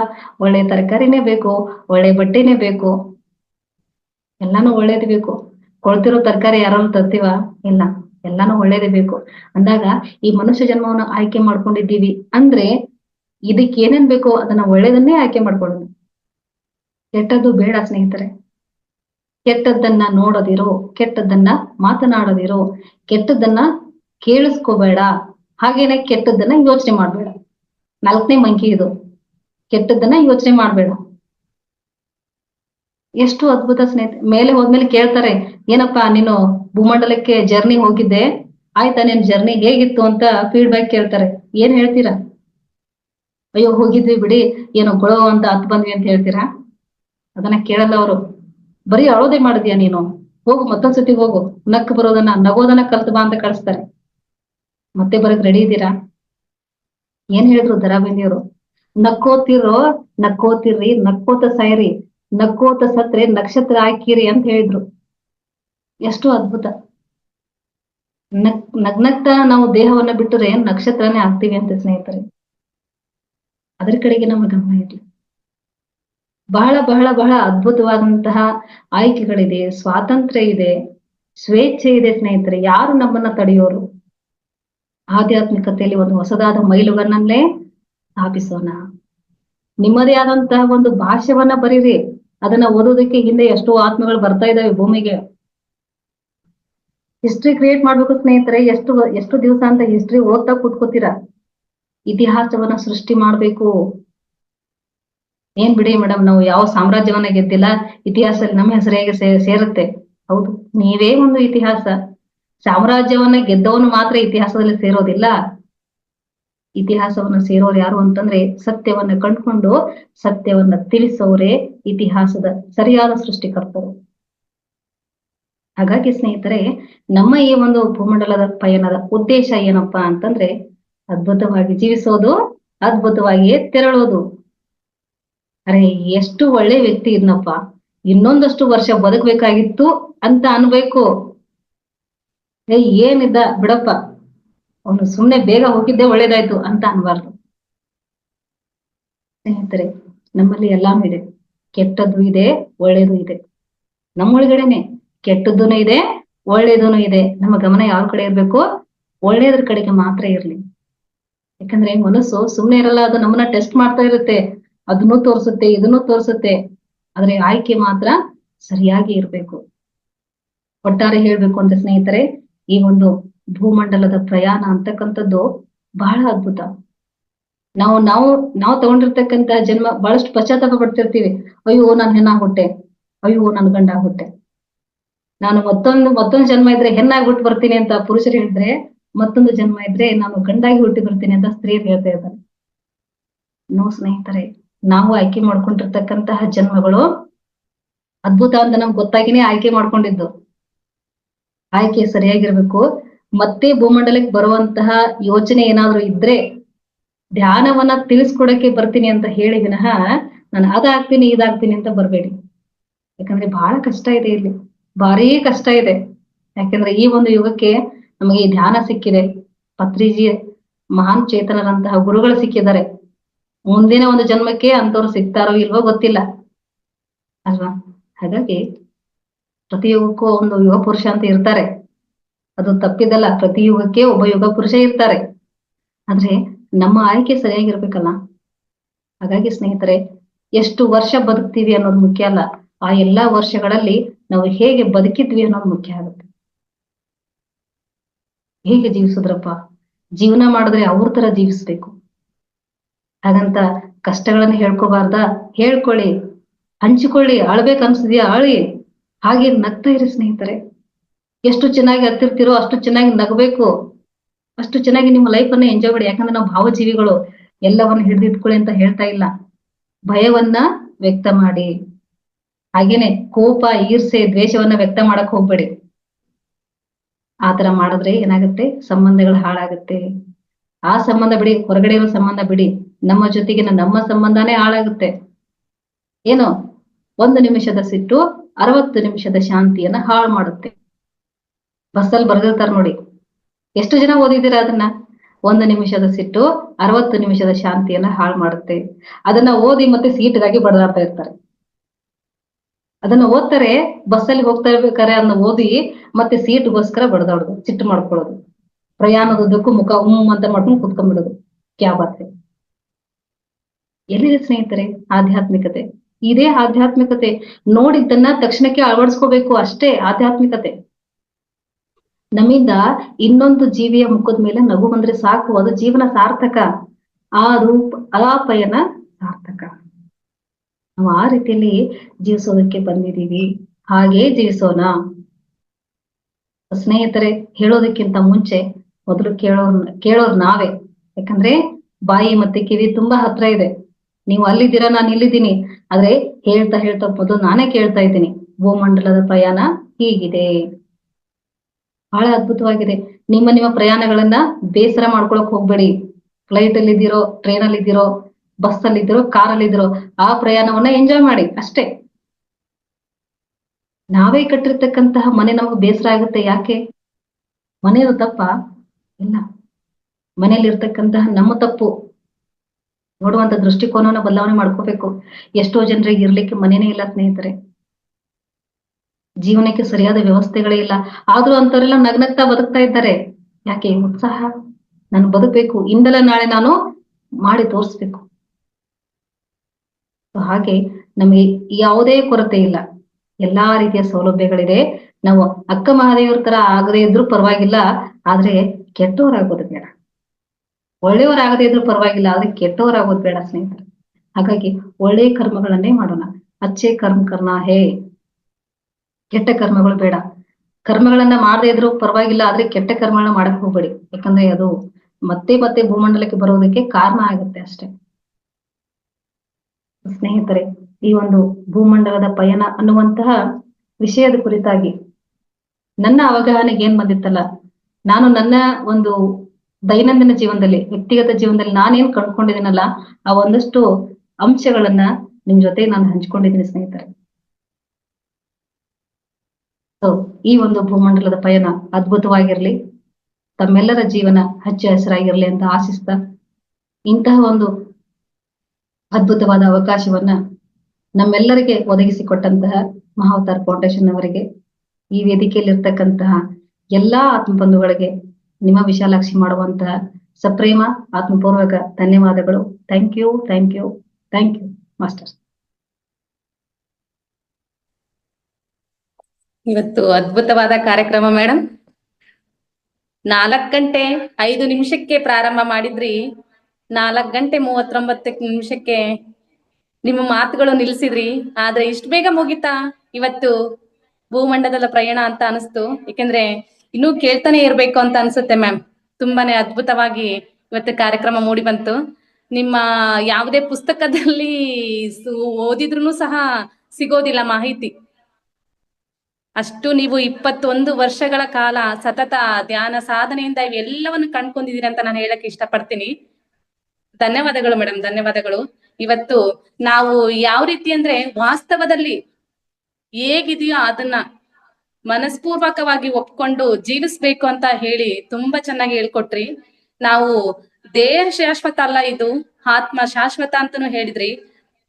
ಯಾವುದೇ ಆತ್ಮಕ್ಕೂ ಜಾತಿ ಇಲ್ಲ, ಅವನ್ನೆಲ್ಲವನ್ನು ನಾವು ಕಂಡ್ಕೊಂಡ್ಬಿಟ್ಟಿದೀವಿ. ಈಗ ಮಾನವನ ಜನ್ಮ ಸಿಗೋದೇ ದುರ್ಲಾಭ ಅಂತ ಹೇಳ್ತಾ ಇದಾರೆ. ಆ ಮಾನವನ ಜನ್ಮಕ್ಕೆ ಬಂದು ನಾವ್ ಏನಕ್ ಬಂದಿದೀವಿ, ಏನು ಎತ್ತ ಅಂತಾನೆ ಎಲ್ಲವನ್ನು ಮರ್ತ್ಬಿಟ್ಟು ನಮ್ಮದೇ ಆದಂತಹ ಜೀವನ ಶೈಲಿಯಲ್ಲಿ ಇವಾಗ ನಾವು ಬರೇ ಜಾತಿ ಮತ ಅದು ಇದು ಅಂತೇಳಿ ಅದ್ರಲ್ಲೇ ಮುಳುಗ್ಬಿಟ್ಟಿದೀವಿ. ಆದಷ್ಟು ಇವತ್ತು ವಾಸ್ತವದಲ್ಲಿ ಹೇಗಿದೀವೋ ಅದನ್ನ ಮನಸ್ಪೂರ್ವಕವಾಗಿ ಒಪ್ಕೊಂಡು ಈ ಭೂಮಂಡಲದಲ್ಲಿ ಪ್ರಯಾಣ ಅತ್ಯದ್ಭುತವಾದದ್ದು. ಭೂಮಂಡಲದಲ್ಲಿ ಯಾವುದೇ ಕುಂದು ಕೊರತೆಗಳನ್ನ ಇಟ್ಕೊಂಡು ನಾವು ಪುನಃ ಮತ್ತೆ ಹೋದ್ವಿ ಅಂದ್ರೆ ಅದನ್ನ ಅತೃಪ್ತಿಯಿಂದ ಹೋದ್ವಿ ಅಂದ್ರೆ ಮತ್ತೆ ತೃಪ್ತಿ ಪಡ್ಕೊಳಕ್ಕೋಸ್ಕರ ಮತ್ತೆ ನಾವು ಪುನಃ ಈ ಭೂಮಂಡಲಕ್ಕೆ ಬರ್ಬೇಕಂತ ಹೇಳಿ ತುಂಬಾ ಚೆನ್ನಾಗಿ ಹೇಳ್ಕೊಟ್ರಿ. ಧನ್ಯವಾದಗಳು ಮೇಡಮ್. ಮತ್ತೆ ಒಂದ್ಸಲ ನಿಮ್ಗೆ ಮಾಸ್ಟರ್ಸ್. ನಮ್ ಜೊತೆ ವಿಶಾಲಕ್ಷ್ಮಿ ಮೇಡಮ್ ಇದಾರೆ. ಅದ್ಭುತವಾಗಿ ಕಾರ್ಯಕ್ರಮ ಮೂಡಿ ಬಂತು. S ma'am. ಮೇಡಮ್ ಇದು ರೆಕಾರ್ಡಿಂಗ್ ಇದ್ರೆ ಗ್ರೂಪಿಗೆ ಕಳಿಸಿ ಮೇಡಮ್ ಪ್ಲೀಸ್. ತುಂಬಾ ಚೆನ್ನಾಗಿ ಆಯೋಜನೆ ಮಾಡಿದ್ದೀರಾ ಈ ಒಂದು topic. Yes yes ma'am. Madam ಕೇಳಿಸ್ತಿದ್ಯಾ? ಎಸ್ ಕೇಳ್ತಿದೆ ಮ್ಯಾಮ್, ಕೇಳ್ತಿದೆ. ಮೇಡಮ್ ಹೇಳಿದ್ರಲ್ಲ ವಿಶಾಲಾಕ್ಷಿ ಮೇಡಮ್, ಇದು ಸ್ವಲ್ಪ ರೆಕಾರ್ಡಿಂಗ್ ಇದ್ರೆ ಗ್ರೂಪಿಗೆ ಕಳಿಸಿ ಮೇಡಮ್ ಪ್ಲೀಸ್. ಇನ್ನೊಂದ್ಸಲ ಕೇಳ್ತೀವಿ, ತುಂಬಾ ಚೆನ್ನಾಗಿತ್ತು. ಖಂಡಿತ ಮ್ಯಾಮ್, ಖಂಡಿತ. ಧನ್ಯವಾದಗಳು. ಥ್ಯಾಂಕ್ ಯು ಧನ್ಯವಾದ ಮೇಡಮ್. ಯಾರಾದ್ರೂ ತುಂಬಾ ನಿಮ್ಗೆ ಡೌಟ್ಸ್ ಇದ್ರೆ ವಿಶಾಲಾಕ್ಷಿ ಮೇಡಮ್ ನಮ್ ಜೊತೆ ಇದ್ದಾರೆ, ರೈಸ್ ಹ್ಯಾಂಡ್ ಮಾಡಿ ಮಾಸ್ಟರ್ಸ್. ನಮ್ ಜೊತೆಗೆ ನಾಗರಾಜ್ ಗುರುಗಳು ಇದ್ದಾರೆ. ಅವರ 2 ಮಾತುಗಳನ್ನು ಕೇಳಕ್ಕೆ ನಾವು ಇಚ್ಛೆ ಪಡ್ತೀವಿ. ನಾಗರಾಜ್ ಸರ್. ನಮಸ್ತೆ ಸರ್. ನಮಸ್ಕಾರ. ನಮಸ್ತೆ ಗುರುಜಿ. ಅತ್ಯದ್ಭುತವಾಗಿ ಕಾರ್ಯಕ್ರಮ ಮೂಡಿ ಬಂತು. ಅದ್ರ ಬಗ್ಗೆ 1-2 ಮಾತುಗಳು ಗುರುಜಿ ನಿಮ್ ಕಡೆಯಿಂದ. ಬಹಳ ಸಂತೋಷ ಆಯ್ತು. ವಿಶಾಲಾಕ್ಷಿ ಅವರು ಇಷ್ಟು ಚೆನ್ನಾಗಿ, ನಿನ್ನೆ ಕೂಡ ಅವರ ಜೊತೆ ಮಾತಾಡಿದೀನಿ ಅವ್ರ ಬಗ್ಗೆ. ಮತ್ತೆ ಮಾತನಾಡೋದ್ರ ಮೂಲಕ ಆ ಶಬ್ದಗಳು ತೀರಾ ಕಡಿಮೆ ಅನ್ಸ್ಕೊಳ್ಳುತ್ತೆ. ಹಾಗಾಗಿ ಅವರ ಒಂದು ವ್ಯಕ್ತಿತ್ವ, ಅವರಲ್ಲಿರ್ತಕ್ಕಂಥ ಜ್ಞಾನ, ಅದು ಸುಭಾಷ್ ಪತ್ರಿಜಿಯವರ ಒಡನಾಟದಿಂದಲೇನೆ ಅವರಿಗೆ ಹೆಚ್ಚು ಜ್ಞಾನೋದಯವಾಗಿದೆ ಅಂತ ಹೇಳಿ ಅವರ ಶಬ್ದಗಳ ಮೂಲಕ ಕೇಳಿಸ್ತಾ ಇತ್ತು. ಹಾಗಾಗಿ ಬಹಳ ಸಂತೋಷ ಆಯ್ತು. ಒಂದು ತತ್ವ ನೆನಪಿಗೆ ಬಂತು. 1-2 ಸಾಲ ಆಡ್ತೀನಿ, ಹೆಚ್ಚಿಗೆ ಆಡಲ್ಲ. ಯಾಕಂದ್ರೆ ಎಲ್ಲರ ಸಮಯ ನಾನೇ ಕಿತ್ಕೊಂಡ್ಬಿಡ್ಬೇಕಾಗುತ್ತೆ. ಪಾಪ ವೇದವತಿ ಅವ್ರು ಕಾಯ್ತಾ ಇದಾರೆ. ಹಾಗಾಗಿ 1-2 ಸಾಲ ಆಡ್ತೀನಿ ಅಷ್ಟೇ. Yes sir. ಕೆಡಬೇಡ ನರನಾಗಿ ಜೀವ, ನಿನ್ನೊಡಲ ಕಂಡರೆ ನೀನೇ ದೇವಾ. ಕೆಡಬೇಡ ನರನಾಗಿ ಜೀವ, ನಿನ್ನೊಡಲ ಕಂಡರೆ ನೀನೇ ದೇವಾ. ಮಡದಿ ಮಕ್ಕಳು ಎಂದು ಒಡಲ ಮೋಹದಿ ನಿಂದು, ಪಿಡಿಯ ಕಾಲನು ಬಂದು ಕಡೆಗೆ ಧರೆಯೋಳು ಬೆಂದು. ಕೆಡಬೇಡ ನರನಾಗಿ ಜೀವ, ನಿನ್ನೊಡಲ ಕಂಡರೆ ನೀನೇ ದೇವಾ. ಮನ ಮುಟ್ಟಿ ಧರ್ಮದೊಳ್ಕೂಡಿ, ನೀ ಘನವಾದ ಪುಣ್ಯಗಳ ಮಾಡಿ. ಮನ ಮುಟ್ಟಿ ಧರ್ಮದೊಳ್ಕೂಡಿ, ನೀ ಘನವಾದ ಪುಣ್ಯಗಳ ಮಾಡಿ. ಮನ ಮಂತ್ರಗಳ ಪಾಡಿ, ಎಣಿಸಿ ನಿಯಮದಿ ಬಾಡಿ. ತನು ಬೇಡಲ್ ಪ್ರೇತ ತಾನೆನಿಪ ಕರ್ಮವ ಮಾಡಿ. ಕೆಡಬೇಡ ನರನಾಗಿ ಜೀವ, ನಿನ್ನೊಡಲ ಕಂಡರೆ ನೀನೇ ದೇವಾ. ಮಡಿಯಾಗಿ ಭಕ್ತಿಯಂ ಕೂಡಿ, ನೀ ಹುಡುಕಿ ದೇವರನ್ನೆಲ್ಲ ನೋಡಿ. ಮೃಡನ ಪೂಜೆಯ ಮಾಡಿ ಬಿಡದೆ ಮುಕ್ತಿಯ ಬೇಡಿ, ಕಡೆಗೆ ನರಕದ ಹಾದಿಗಿಡುವ ಕರ್ಮದೊಳಾಡಿ ಕೆಡಬೇಡ ನರನಾಗಿ ಜೀವ ನಿನ್ನೊಡಲ ಕಂಡರೆ ನೀನೇ ದೇವ ಶಿರಬಾಗಿಸಿದ ಪುಣ್ಯವೆಷ್ಟೋ ನೀ ಪರಕೆಂದು ಮಾಡಿದ್ದವೆಷ್ಟೋ ಶಿರಬಾಗಿಸಿದ ಪುಣ್ಯವೆಷ್ಟೋ ನೀ ಪರಕೆಂದು ಮಾಡಿದ್ದವೆಷ್ಟೋ ಮರಣವಾಗಲು ಕೆಟ್ಟು ದುರಿತಕ್ಕೆ ಒಳಪಟ್ಟು ನರಕ ಮಾರ್ಗವ ತೊಟ್ಟು ಗುರು ಶಂಕರನ ಬಿಟ್ಟು ಕೆಡಬೇಡ ನರನಾಗಿ ಜೀವ ನಿನ್ನೊಡಲ ಕಂಡರೆ ನೀನೇ ದೇವ ಕೆಡಬೇಡ ನರನಾಗಿ ಜೀವ ನಿನ್ನೊಡಲ ಕಂಡರೆ ನೀನೇ ದೇವ.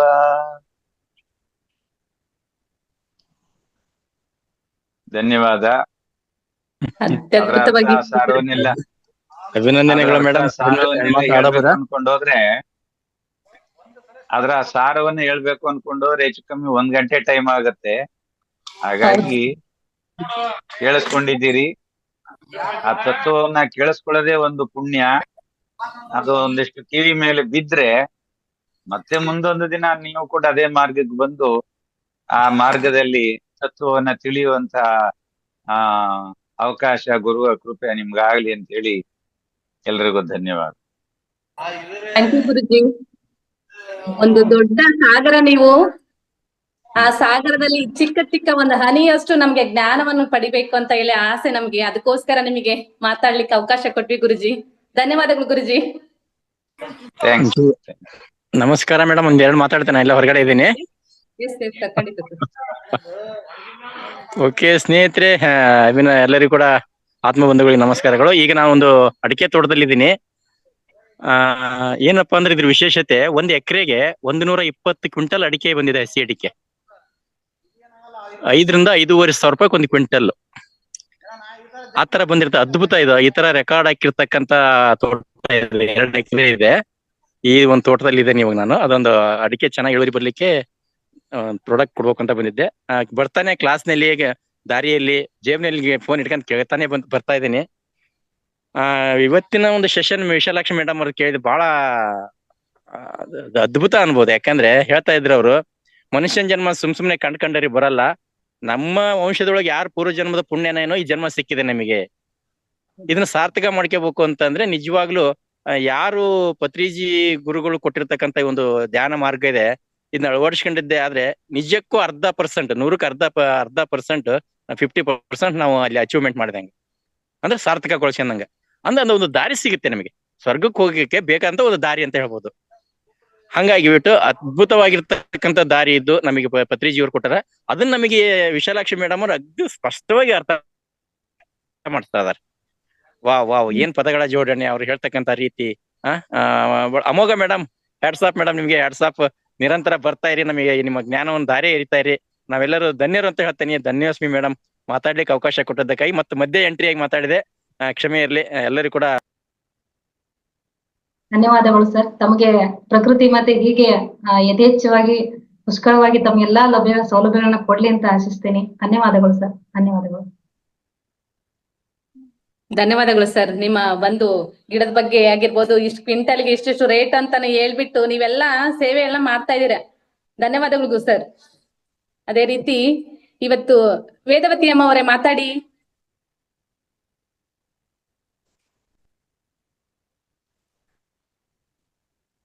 ಮ್ಯೂಟ್ ಮಾಡ್ಕೊಳ್ಳಿ ಅಮ್ಮ, ಅನ್ಮ್ಯೂಟ್ ಆಗಿದೆ ಮ್ಯಾಮ್. ನಮಸ್ಕಾರ ಎಲ್ರಿಗೂ. ವಿಶಾಲಾಕ್ಷಿ ಅವರಿಗೆ ನನ್ನ ಹೃತ್ಪೂರ್ವಕ ಧನ್ಯವಾದಗಳು. ಇವತ್ತು ರಥಸಪ್ತಮಿ, ಇವಾಗ ಪೂರ್ಣ ಆಯ್ತು ಅನ್ಸುತ್ತೆ. ಮಧ್ಯಾಹ್ನದವರೆಗೂ ಅದು ಅರ್ಧ ಆಗಿತ್ತು, ಈಗ ಪರಿಪೂರ್ಣ ಆಗಿದೆ. ನಾಗರಾಜ್ ಸರ್ ಅವರ ತತ್ವ, ವಿಶಾಲಾಕ್ಷಿ ಅವರ ಜ್ಞಾನ ಹಂಚಿಕೆ, ಇವೆರಡು ಸೇರಿ ರಥಸಪ್ತಮಿ ಇವತ್ತು ಪೂರ್ತಿ ಆಗಿದೆ. ಮತ್ತೆ ವಿಶಾಲಾಕ್ಷಿ ಅವ್ರಿಗೆ ನಾನು ಕೇಳ್ಬೇಕು, ಅವ್ರು ಇಂಗ್ಲಿಷ್ ಸೆಷನ್ ಮಾಡ್ತಾರ ಅಂತ. ಇಲ್ಲ ಅಮ್ಮ, ನಾನು ಕನ್ನಡ ವಿದ್ಯಾರ್ಥಿ, ನಾನು ಸಾಹಿತ್ಯ ವಿದ್ಯಾರ್ಥಿ. ನನಗೆ ಇಂಗ್ಲಿಷ್ ಅಷ್ಟು ಸರಿ ಅಲ್ಲ. ಇಂಗ್ಲಿಷ್ ಸೆಷನ್ ಮಾಡಲ್ಲ? ನಮ್ಮ ಇಲ್ಲಮ್ಮ. ಇಂಗ್ಲಿಷ್ ಸೆಷನ್ಗೆ ಒಂದ್ಸರಿ ಬನ್ನಿ ಎಸ್ ಅಮ್ಮ. ನೋಡಿ. ನಾನು ಕನ್ನಡದಲ್ಲಿ ಹೇಳ್ಬೇಕಾಗುತ್ತೆ, ಇಂಗ್ಲಿಷ್ ನಲ್ಲಿ ಮತ್ತೆ ಅದನ್ನ ಭಾಷಾಂತರ ಮಾಡ್ಬೇಕಾಗುತ್ತೆ ಅಷ್ಟೇ. ಕೇಳಿ, ನೀವು ಮಾತಾಡ್ಕೊಳ್ಳಿ ಇಂಗ್ಲಿಷ್ ಸೆಷನ್ ಅವ್ರಿಗೆ. ಈ ಒಂದು ವೇದಿಕೆಯಲ್ಲಿ ನಾಗರಾಜ್ ಗುರೂಜಿ, ನಾನು ಒಂದು ಮಾತನ್ನ ಹೇಳ್ಬೇಕು ಅಂತ ಅನಿಸ್ತಾ ಇದೆ. ಯಾಕಂದ್ರೆ ಗುರೂಜಿ, ನಾನು ಬೆಳಗ್ಗೆ ಏನೋ ಸೆಷನ್ ನೋಡ್ತಾ ಇದ್ದೆ. ಒಬ್ರು ಸಂಗೀತಗಾರರು ಬೇರೆ ದೇಶಕ್ಕೆ ಹೋಗಿ ಅವರು ಇಂಗ್ಲಿಷ್ ಅನ್ನ ಮಾತಾಡ್ತಾ ಎಲ್ಲ ಆಡಿಯನ್ಸ್ ಜೊತೆಗೆ ಚೆನ್ನಾಗಿ ಮಿಂಗಲ್ ಆಗ್ತಾ ಇದ್ರು. ಒಂದು ಚಿಕ್ಕ ಥಾಟ್ ಬಂದಿತ್ತು ಗುರೂಜಿ, ಏನಂದ್ರೆ ಹೇಳೋ ಕಾಲಕ್ಕೆ ಒಂದಷ್ಟು ಭಾಷೆಯನ್ನ ನಾನು ಕಲಿಬೇಕಲ್ಲ, ಒಂದ್ ವೇಳೆ ಬೇರೆ ಭಾಷೆಯಲ್ಲಿ ಹೇಳುವಂತ ಅವಕಾಶ ಬಂದ್ರೆ ಏನ್ ಮಾಡ್ಬೇಕು ಅಂತ ಬೆಳಗ್ಗೆ ಥಾಟ್ ಬಂದಿತ್ತು. ಈಗ ವೇದಾವತಿ ಅಮ್ಮನವ್ರ ಬಾಯಲ್ಲಿ ಆ ಮಾತು ಬಂತು. ಅಂದ್ರೆ ಎಷ್ಟು ಸ್ಪೀಡ್ ಇದೆ ಅಂತ ಸ್ಪಿರಿಚುಯಾಲಿಟಿ ಅನ್ನೋದು. ಗುರುಜಿ, ನಿಜಕ್ಕೂ ನಂಗೆ ನಿನ್ನೆ ನಾನು ಅದೇ ಹೇಳಿದ್ದು. ಫಸ್ಟ್ ಟೈಮ್ ನಾವು ಟಿವಿಯಲ್ಲಿ ಈ ತರದೆಲ್ಲ ಬಂದ್ರೆ ಎಷ್ಟ್ ಚೆನ್ನಾಗಿರುತ್ತೆ ಅಂತ ಮಾತಾಡ್ಕೊಂಡ್ವಿ ಒಂದ್ಸರಿ. ನೆನ್ಪಿದ್ಯಾ ನಿಮ್ಗೆ? ಎಸ್, ನೆನ್ಪಿದೆ. ನೋಡಿ ಎಷ್ಟು ಬೇಗ ಅದು ಯೂನಿವರ್ಸಿಟಿ ತಲುಪಿದೆ. ಟಿವಿಯಲ್ಲೂ ಆತರ ಒಂದ್ ಮಾತು ಬಂತು. ಮತ್ತೆ ಮೊನ್ನೆ ನಮ್ಮ ಇಂಟರ್ನ್ಯಾಷನಲ್ ವ್ಯಾಲಿ ಬಗ್ಗೆ ಒಂದು ನ್ಯೂಸ್ ಇತ್ತು. ನ್ಯೂಸ್ ತುಂಬಾ ಫಾಸ್ಟ್. ಇಂಗ್ಲಿಷ್ ನಲ್ಲಿ ಕ್ಲಾಸ್ ತಯಾರಿ ಮಾಡ್ಕೋತೀನಿ, ಸಿದ್ಧ ಮಾಡಿ ಒಂದ್ ದಿವ್ಸ ಬನ್ನಿ. ವಿಶಾಲಾಕ್ಷಿ ಮೇಡಮ್ ಅವರೇ, ರಾತ್ರಿ 9 ಗಂಟೆಯಿಂದ ಕನೆಕ್ಟ್ ಆಗ್ರಿ. ನಾನು ಇರ್ತೀನಿ ಇಂಗ್ಲಿಷ್ ಕ್ಲಾಸ್ ನಲ್ಲಿ. ನಾನು ಕಲಿಯಕ್ಕೆ ಟ್ರೈ ಮಾಡ್ತಾ ಇದ್ದೀನಿ.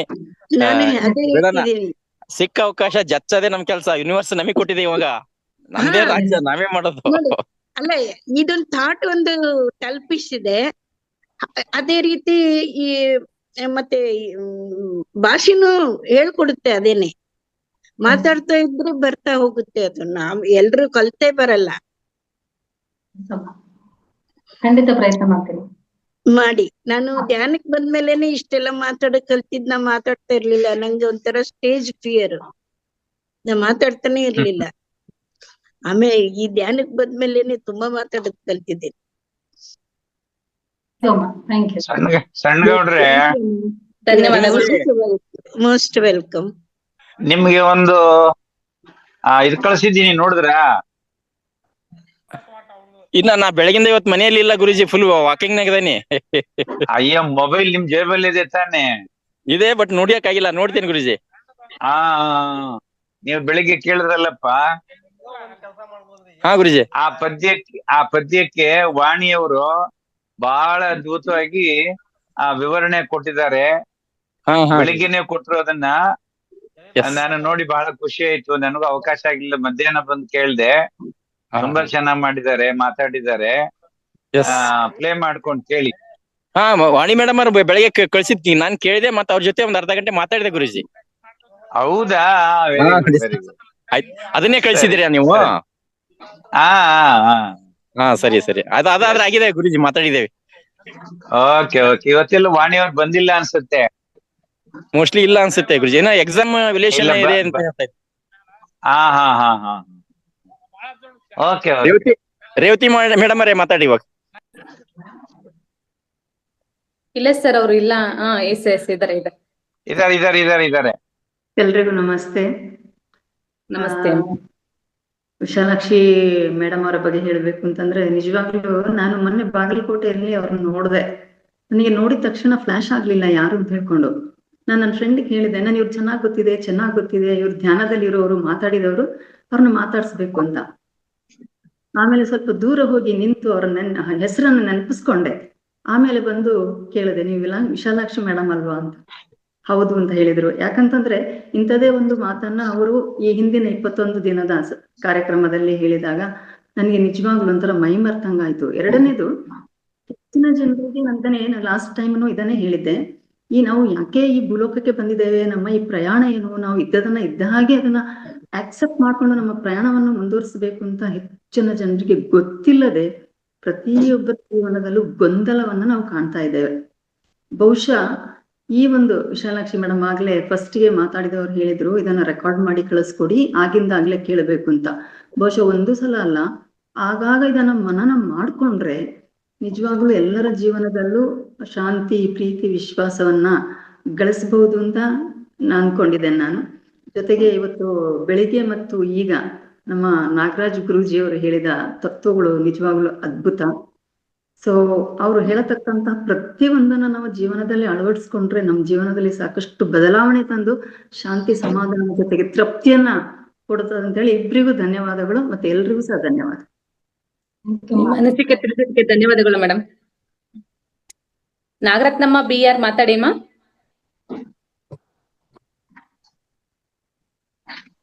ಎಸ್ ಮಾ. ಮೇಡಮ್ ಅವರು ನಮಗೆ ನಿಜವಾಗ್ಲೂ ಅದ್ಭುತವಾದ ಸಂಗತಿಗಳನ್ನ ನಾವು ಜೀವನದಲ್ಲಿ ಎಷ್ಟೇ ದುಡ್ಡು ಕೊಟ್ಟು ಸಂಪಾದನೆ ಮಾಡಕ್ಕಾಗದೇ ಇದ್ದಂತ ಎಷ್ಟೋ ವಿಷಯಗಳನ್ನ ಅವ್ರು ನಮ್ಗೆ ತುಂಬಾ ತುಂಬಾ ತುಂಬಾ ಚೆನ್ನಾಗಿ ತಿಳಿಸ್ಕೊಡ್ತಾ ಇದಾರೆ. ಮತ್ತೆ ನುಡಿದರೆ ಮುತ್ತಿನ ಹಾರದಂತಿರಬೇಕು, ನುಡಿದರೆ ದೀಪ್ತಿಯ ಶಲಾಖೆದಂಗಿರಬೇಕು, ನುಡಿದರೆ ಲಿಂಗ ಮೆಚ್ಚಿ ಹೌದೌದೇನೆ ಬೇಕು ಅಂದ್ರೆ ಅವರು ಮುತ್ತಿನ ಸರದಲ್ಲಿ ಒಂದು ಮುತ್ತು ಹೆಚ್ಚು ಕಡಿಮೆ ಆಗದೆ ಇದ್ದಂಗೆ ಮಾತಾಡ್ತಾರೆ. ಅವ್ರ ಮಾತನ್ನ ಕೇಳ್ತಾ ಇದ್ರೆ ಯಾವ ಮುತ್ತಿನ ಸರ ಕೂಡ ಅದು ಹೋಲ್ಸಕ್ಕಾಗಲ್ಲ. ಆ ಸರ ಅವ್ರದ್ದು ಮಾತನ್ನ ಮುತ್ತಿದೆ, ಒಂದು ಪದ ಕೂಡ ಅವರು ವ್ಯತ್ಯಾಸ ಮಾಡ್ತಾ ಇಲ್ಲ. ನಾವು ಮಾತಾಡ್ತೀವಿ ಮಾತು, ಅದಕ್ಕೆ ಏನ್ ಬಂತು, ಅದಕ್ಕೆ ಹೇಳ್ತಾ ಇರೋದು ಮಾತು. ಈ ತರ ಮಾತಾಡೋರ್ ಸಾಂಗತ್ಯನಾದ್ರೂ ನಾವು ಕೇಳಿಸ್ಕೊಳ್ಳೋಣ. ತುಂಬಾ ಚೆನ್ನಾಗಿದೆ ಮೇಡಮ್. ಇವತ್ ತಾನೇ ಬೆಳಗ್ಗೆ ನಮ್ಮ ರಿಲೇಷನ್ ಒಬ್ಬರಿಗೆ ಇದ್ ಬಗ್ಗೆ ಹೇಳ್ತಾ ಇದ್ದೆ ನಾನು. ಈ ತರ ವಿಷಯಗಳು ನಮ್ಗೆ ಗೊತ್ತಿಲ್ಲದೆ ಇರೋದ್ರಲ್ಲಿ ನಾವ್ ಇನ್ನೇನು ಮಾಡೋದ್ ಬೇಡ, ಕೇಳಿಸ್ಕೊಳ್ಳೋಷ್ಟಾದ್ರೂ ಪುಣ್ಯ ಸಿಕ್ಕಿದೆಯಲ್ವಾ ನಮ್ಗೆ. ಕೇಳಿಸ್ಕೊಂಡು ಯಾವತ್ತಾದ್ರೂ ಒಂದಿನ ಅದು ನಮ್ಗೆ ಇದು ಪ್ರಯೋಜನಕ್ಕೆ ಬರುತ್ತೆ. ಮತ್ತೆ ನಾನು ಒಂದು 2-3 ಜನಕ್ಕೆ ಲಿಂಕ್ ಕಳಿಸ್ಬೇಕು ಅಂತ ಇದೀನಿ ಮೇಡಮ್. ಇದ್ರದ್ದು ನನಗೆ 1ನೇ ತಾರೀಕಿಂದ ಸ್ವಲ್ಪ ಪ್ರಾಬ್ಲಮ್ ಆಗ್ತಾ ಇದೆ ಲಿಂಕ್. ಯಾಕೆಂದ್ರೆ ಇವತ್ತು ನಂಗೆ ಜಾಯ್ನ್ ಆಗಕ್ಕೆ ಹಾಕಿರ್ಲಿಲ್ಲ. ನಾವು ಮಹಾವತಾರ್ ಫೌಂಡೇಶನ್ ಅದೇ ಇದಕ್ ಬಂದಿದ್ವಲ್ಲ ಕೂಡಲ ಸಂಗಮಕ್ಕೆ, ಅಲ್ಲಿ ನಮ್ ದೊಡ್ಡಪ್ಪನ ಮಗಳು ಬಂದಿದ್ರು. ಅವರು ನನಗೆ ಇವತ್ತು ಲಿಂಕ್ ಕಳಿಸಿ ನನಗೆ ಕ್ಲಾಸ್ ಜಾಯ್ನ್ ಆಗಕ್ಕೆ ಆಸ್ಪದ ಮಾಡ್ಕೊಟ್ರು. ಇಲ್ಲಾಂದ್ರೆ ಇವತ್ತು ಕಳ್ಕೊತಿದ್ದೆ ಈ ಸಂದರ್ಭನ ನಾನು. ಹಲೋ, ಕೇಳ್ತಿದೆ ಹೇಳಿ ಮ್ಯಾಮ್. ಅದಕ್ಕೆ ಈ ತರ ಇವತ್ತು ಕಳಿಸಿದಾರಲ್ಲ ಅಶ್ವಿನಿ ಅವರು, ಮಧ್ಯಾಹ್ನದ ಕ್ಲಾಸ್ ನಮ್ಗೆ ಜಾಯ್ನ್ ಆಗಕ್ಕಾಗಿಲ್ಲ ನಾಗರಾಜ್ ಸರ್. ಮಧ್ಯಾಹ್ನದ್ದು ಕಳಿಸಿದ್ದಾರೆ, ಪ್ರತಿಯೊಂದು ಕಳಿಸ್ತಾನೆ ಇದಾರೆ ಪ್ರತಿನಿತ್ಯ. ವಾಟ್ಸಪ್ ಗ್ರೂಪ್ ಕಳಿಸಿದ್ದಾರೆ, ಮತ್ತೆ ಇವತ್ತಿನ ಲಿಂಕ್ ಕೂಡ ಕಳಿಸಿದ್ದಾರೆ. ಜಾಯ್ನ್ ಆಗಕ್ಕೆ ಆಗಿಲ್ಲ. ಅದಕ್ಕೆ ಮತ್ತೆ ನಮ್ಮ ಮಗಳು ಇವತ್ತು ಯೋಗ ಇದು ಹೋಗಿದ್ಲು ಸೂರ್ಯ ನಮಸ್ಕಾರ, ಅವಳು ಬಂದ್ ಮಲಗ್ಬಿಟ್ಟಿದ್ಲು. ಅವಳ ಕೈಲಿ ಜಾಯ್ನ್ ಮಾಡಿಸ್ಕೊಳ್ಳೋಣ ಆಗ್ಲಿಲ್ಲ, ಏನ್ ಪ್ರಾಬ್ಲಮ್ ಅಂತ ಗೊತ್ತಾಗ್ಲಿಲ್ಲ. ಅದನ್ನು ಮತ್ತೆ ನಾಳೆಯಿಂದ ಸರಿ ಮಾಡ್ಕೋತೀನಿ. ಮತ್ತೆ ಅವ್ರ ನಾದ್ನಿ ಒಬ್ರಿಗೆ ಒಂದು ಲಿಂಕ್ ಜಾಯಿನ್ ಮಾಡಿಸ್ಬೇಕಾಗಿದೆ. ಅವರು ಒಬ್ಬೊಬ್ಬರೇ ಇರ್ತಾರೆ, ಎಜುಕೇಟೆಡ್, ತುಂಬಾ ಟೈಮ್ ಸ್ಪೆಂಡ್ ಮಾಡಕ್ಕಾಗ್ಲಿ ಅಥವಾ ವಿಷಯ ತಿಳ್ಕೊಳಕ್ಕಾಗ್ಲಿ ಎಲ್ಲದಕ್ಕೂ ಉಪಯೋಗ ಆಗುತ್ತೆ. ಸಮಗ್ರ ಸ್ವಾಸ್ಥ್ಯ ಅಂತ ಅಂದಾಗ್ಲೇನೆ ಅವ್ರು ಅರ್ಥ ಮಾಡ್ಕೋತಾರೆ. ಅದರಿಂದ ಅವ್ರನ್ನು ಜಾಯಿನ್ ಮಾಡಿಸ್ಬೇಕು ಅಂತ ಇದೀನಿ ನಾನು ಗ್ರೂಪ್ಗೆ. ಅಶ್ವಿನಿ ಮೇಡಮ್ ಹತ್ರ ಅಥವಾ ನೀವು ಯಾರಾದ್ರೂ ಜಾಯಿನ್ ಮಾಡಿದ್ರೆ ತುಂಬಾ ಒಳ್ಳೇದು ಅನ್ಕೋತೀನಿ. ಇವತ್ತಿನ ವಿಷಯ ಅನ್ಕೊ ನಮ್ಗೆ ನಿಜವಾಗ್ಲು ಮತ್ತೆ ವಿಶಾಲಾಕ್ಷಿ ಮೇಡಮ್ ಅವ್ರ ವಿಡಿಯೋಗಳನ್ನ ಮತ್ತೆ ಮತ್ತೆ ನೋಡ್ಬೇಕು ಅಂತ ಅನ್ಕೊಂಡ್ವಿ. ಹಿಂದ್ಗಡೆ ಹೋಗಿ ಮತ್ತೆ ಮಾತಿನ ಬಗ್ಗೆ ಎಲ್ಲ ಮಾತಾಡಿದ್ರಲ್ಲ ಅವ್ರು ಒಂದಿನ, ಆ ವಿಡಿಯೋ ಹುಡುಕ್ತಾ ಇದ್ದೆ, ಸಿಕ್ಕೇ ಇಲ್ಲ. ನನ್ನ ಮಗಳು ಹೇಳ್ತಾ ಇದ್ದೆ ನಾನು, ಈ ತರದವ್ರೆಲ್ಲ ಸಿಗ್ತಾರೆ ಅಂದ್ರೆ ನಮ್ಮ ಹಿಂದಿನ ಜನ್ಮದ ಕರ್ಮ ಕಳಿತಾ ಇದೆ ಅನ್ಸುತ್ತೆ. ಅದರಿಂದನೇ ಕರ್ಮ ಕಳೆದ್ರೇನೆ ಇಲ್ಲಿ ಬರಕಾಗೋದು ಅಂತ ನಮ್ ತಂದೆ ವಯಸ್ಸಿನವ್ರು ಒಬ್ರು ಮಾತಾಡ್ತಾ ಇರ್ತಾರೆ ಅಂತ ನಾನು ನನ್ನ ಮಗಳಿಗೆ ಹೇಳ್ತಾ ಇರ್ತೀನಿ. ಅವಳು ಇವತ್ತು ಸೂರ್ಯ ನಮಸ್ಕಾರ 108 ಮಾಡಿ ಬಂದು ಈಗ ಸ್ವಲ್ಪ ರೆಸ್ಟ್ ಆಗ್ಲಿ ಅಂತ ಬಂದ್ ಮಲಗಿದ್ರು. ಆದ್ರೂ ನಾನು ಒಂಚೂರು ಹೇಳ್ಸಿ ಅವಳ ಹತ್ರ ಜಾಯಿನ್ ಮಾಡಿಸ್ಕೊಂಡೆ. ನಮಸ್ತೆ ಗುರುಜಿ. ಮತ್ತೆ ಬೇರೆಯವ್ರ ಟೈಮ್ನ ನಾನು ದುರುಪಯೋಗ ಮಾಡೋದು ಬೇಡ. ಅದ್ರ ಬಗ್ಗೆ ಪರ್ಸನಲ್ ಆಗಿ ಸಣ್ಣಗೌಡ ಹತ್ರ ಅಶ್ವಿನಿ ಮೇಡಮ್ ಹತ್ರ ಮಾತಾಡಿ ಜಾಯಿನ್ ಮಾಡಿಸ್ಕೊತೀನಿ ಗುರುಜಿ. ತುಂಬಾ ವಿಶಾಲಾಕ್ಷಿ ಮೇಡಮ್ ಅವರಿಗೆ ತುಂಬಾ ತುಂಬಾ ಧನ್ಯವಾದಗಳು. ಅವ್ರ ವಾಕ್ಚಾತುರ್ಯ ನಮಗೂ ಒಂದ್ ಸ್ವಲ್ಪ ಅವ್ರ ಗಾಳಿ ಆದ್ರೂ ಬೀಸ್ಲಿ, ಅವ್ರ ಮುಖ ಇದಾದ್ರೂ ನಮ್ಗೆ ಇದಾಗ್ಲಿ ಅಂತ ನಾನು ಕೇಳ್ಕೊತಾ ಇದೀನಿ ಮೇಡಮ್. ತುಂಬಾ ಧನ್ಯವಾದ ಮೇಡಮ್. ಧನ್ಯವಾದ ಮೇಡಮ್. ಧನ್ಯಶ್ರೀ ಮೇಡಮ್. ಧನ್ಯವಾದಗಳು ಮೇಡಮ್. ನಿಮ್ಮ ಅನಿಸಿಕೆಗಳನ್ನ ತಿಳಿಸಿದ್ರಿ. ಮತ್ತೆ ಬೇರೆಯವ್ರನ್ನ ಸೇರ್ಸ್ಲಿಕ್ಕೂ ಸಹ ಈ ಕಾರ್ಯಕ್ರಮಕ್ಕೆ ಅತಿ ಹೆಚ್ಚು ಕಾತುರದಿಂದ ಇದ್ದೀರಿ. ಅದೇ ರೀತಿ ಅತಿ ಹೆಚ್ಚು ಜನ ಭಾಗ ಆಗ್ಲಿ ಈ ಕಾರ್ಯಕ್ರಮಕ್ಕೆ ಅಂತ ಹೇಳ್ತಾ ಧನ್ಯವಾದಗಳು madam. Thank you so much. ಧನ್ಯವಾದಗಳು ಮೇಡಮ್. ಥ್ಯಾಂಕ್ಸ್ ಗುರುಜಿ. ಇನ್ನು 2 ನಿಮಿಷಗಳ ಕಾಲ ಇದೆ.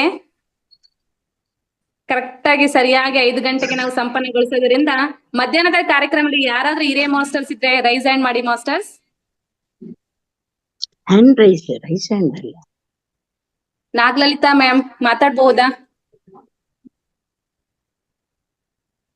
ಇವತ್ತಿನ ಕಾರ್ಯಕ್ರಮದ ಬಗ್ಗೆ? ಹೇಮಾ ಅವ್ರಿಗೆ, ರತ್ನ ಅವ್ರಿಗೆ ಕೊಡಿ ಮಾತನಾಡ್ಲಿ. ಕೊಡಿ ಹೇಮಾ ಅವ್ರಿಗೆ ಕೊಡಿ. ಹೇಮಾ ಅವ್ರದ್ದು ಅನ್ಮ್ಯೂಟ್ ಮಾಡಿ. ಸರ್ ಇವ್ರು ಮಾತಾಡ್ತೀರಾ ಮುಗ್ಸೋಣ ಸರ್, ಆಮೇಲೆ ವಿಶಾಲಾಕ್ಷಿ ಮೇಡಮ್ ಅವ್ರು ತುಂಬಾ ಚೆನ್ನಾಗಿ ಇದ್ ಮಾಡಿದ್ರು. ಅದು ಸ್ವಲ್ಪ ಲೇಟ್ ಆಗಿ ಇದ್ ಮಾಡಿದೆ ನಾನು. ಅವರು ನಾವು ನಮ್ಮನ್ನ ನಾವು ಪ್ರೀತಿಸ್ಬೇಕು, ಮತ್ತೆ ವಾಟ್ಸವನ್ನ ನಾವು ಮನಃಪೂರ್ವಕವಾಗಿ ಒಪ್ಪಿಕೊಳ್ಬೇಕು ಅನ್ನೋದು ತುಂಬಾ ಇಷ್ಟ ಆಯ್ತು. ಅದೊಂದು ನುಡಿ ನಮ್ಗೆ ತುಂಬಾ ಸರಿ ಅಂತ ಅನ್ನಿಸ್ತು, ಖುಷಿ ಆಯ್ತು ಕೇಳ್ಬಿಟ್ಟು. ಮತ್ತೆ ಇವ್ರು ನಾಗರಾಜ್ ಸರ್ ಇನ್ನೊಬ್ರು ಮುಖದಲ್ಲಿ ನಗೆ ತರಬೇಕು ಅಂತ ಒಂದು ನಗೆ ತರೋದು ನಮ್ಮ ಗುರಿಯಾಗಿರ್ಬೇಕು. ಅವ್ರು ಸಹ ಬೇರೆಯವ್ರ ಸಂತೋಷನೇ ನಮ್ ಸಂತೋಷ ಅಂತ ತಿಳಿಸಿದ್ರು. ಅದು ಒಂದು ಮಾತು ತುಂಬಾ ಇಷ್ಟ ಆಯ್ತು. ಮತ್ತೆ ನಾಗರಾಜ್ ಸರ್ ಅವರು ಬೆಳಗ್ಗೆನೂ ಒಂದು ತತ್ವ ಪದನ ಹೇಳಿದ್ರು, ಮತ್ತೆ ಈಗೂ ಒಂದ್ ಹೇಳಿದ್ರು. ಬೆಳಗ್ಗೆದು ತುಂಬಾನ ಇಷ್ಟ ಆಯ್ತು, ಮಾತಾಡಕ್ ಆಗ್ಲಿಲ್ಲ. ಸಮುದ್ರದ ಹೋಲಿಕೆ ಮಾಡಿದ್ರು, ಸಮುದ್ರದ ಅಲೆಗಳನ್ನ.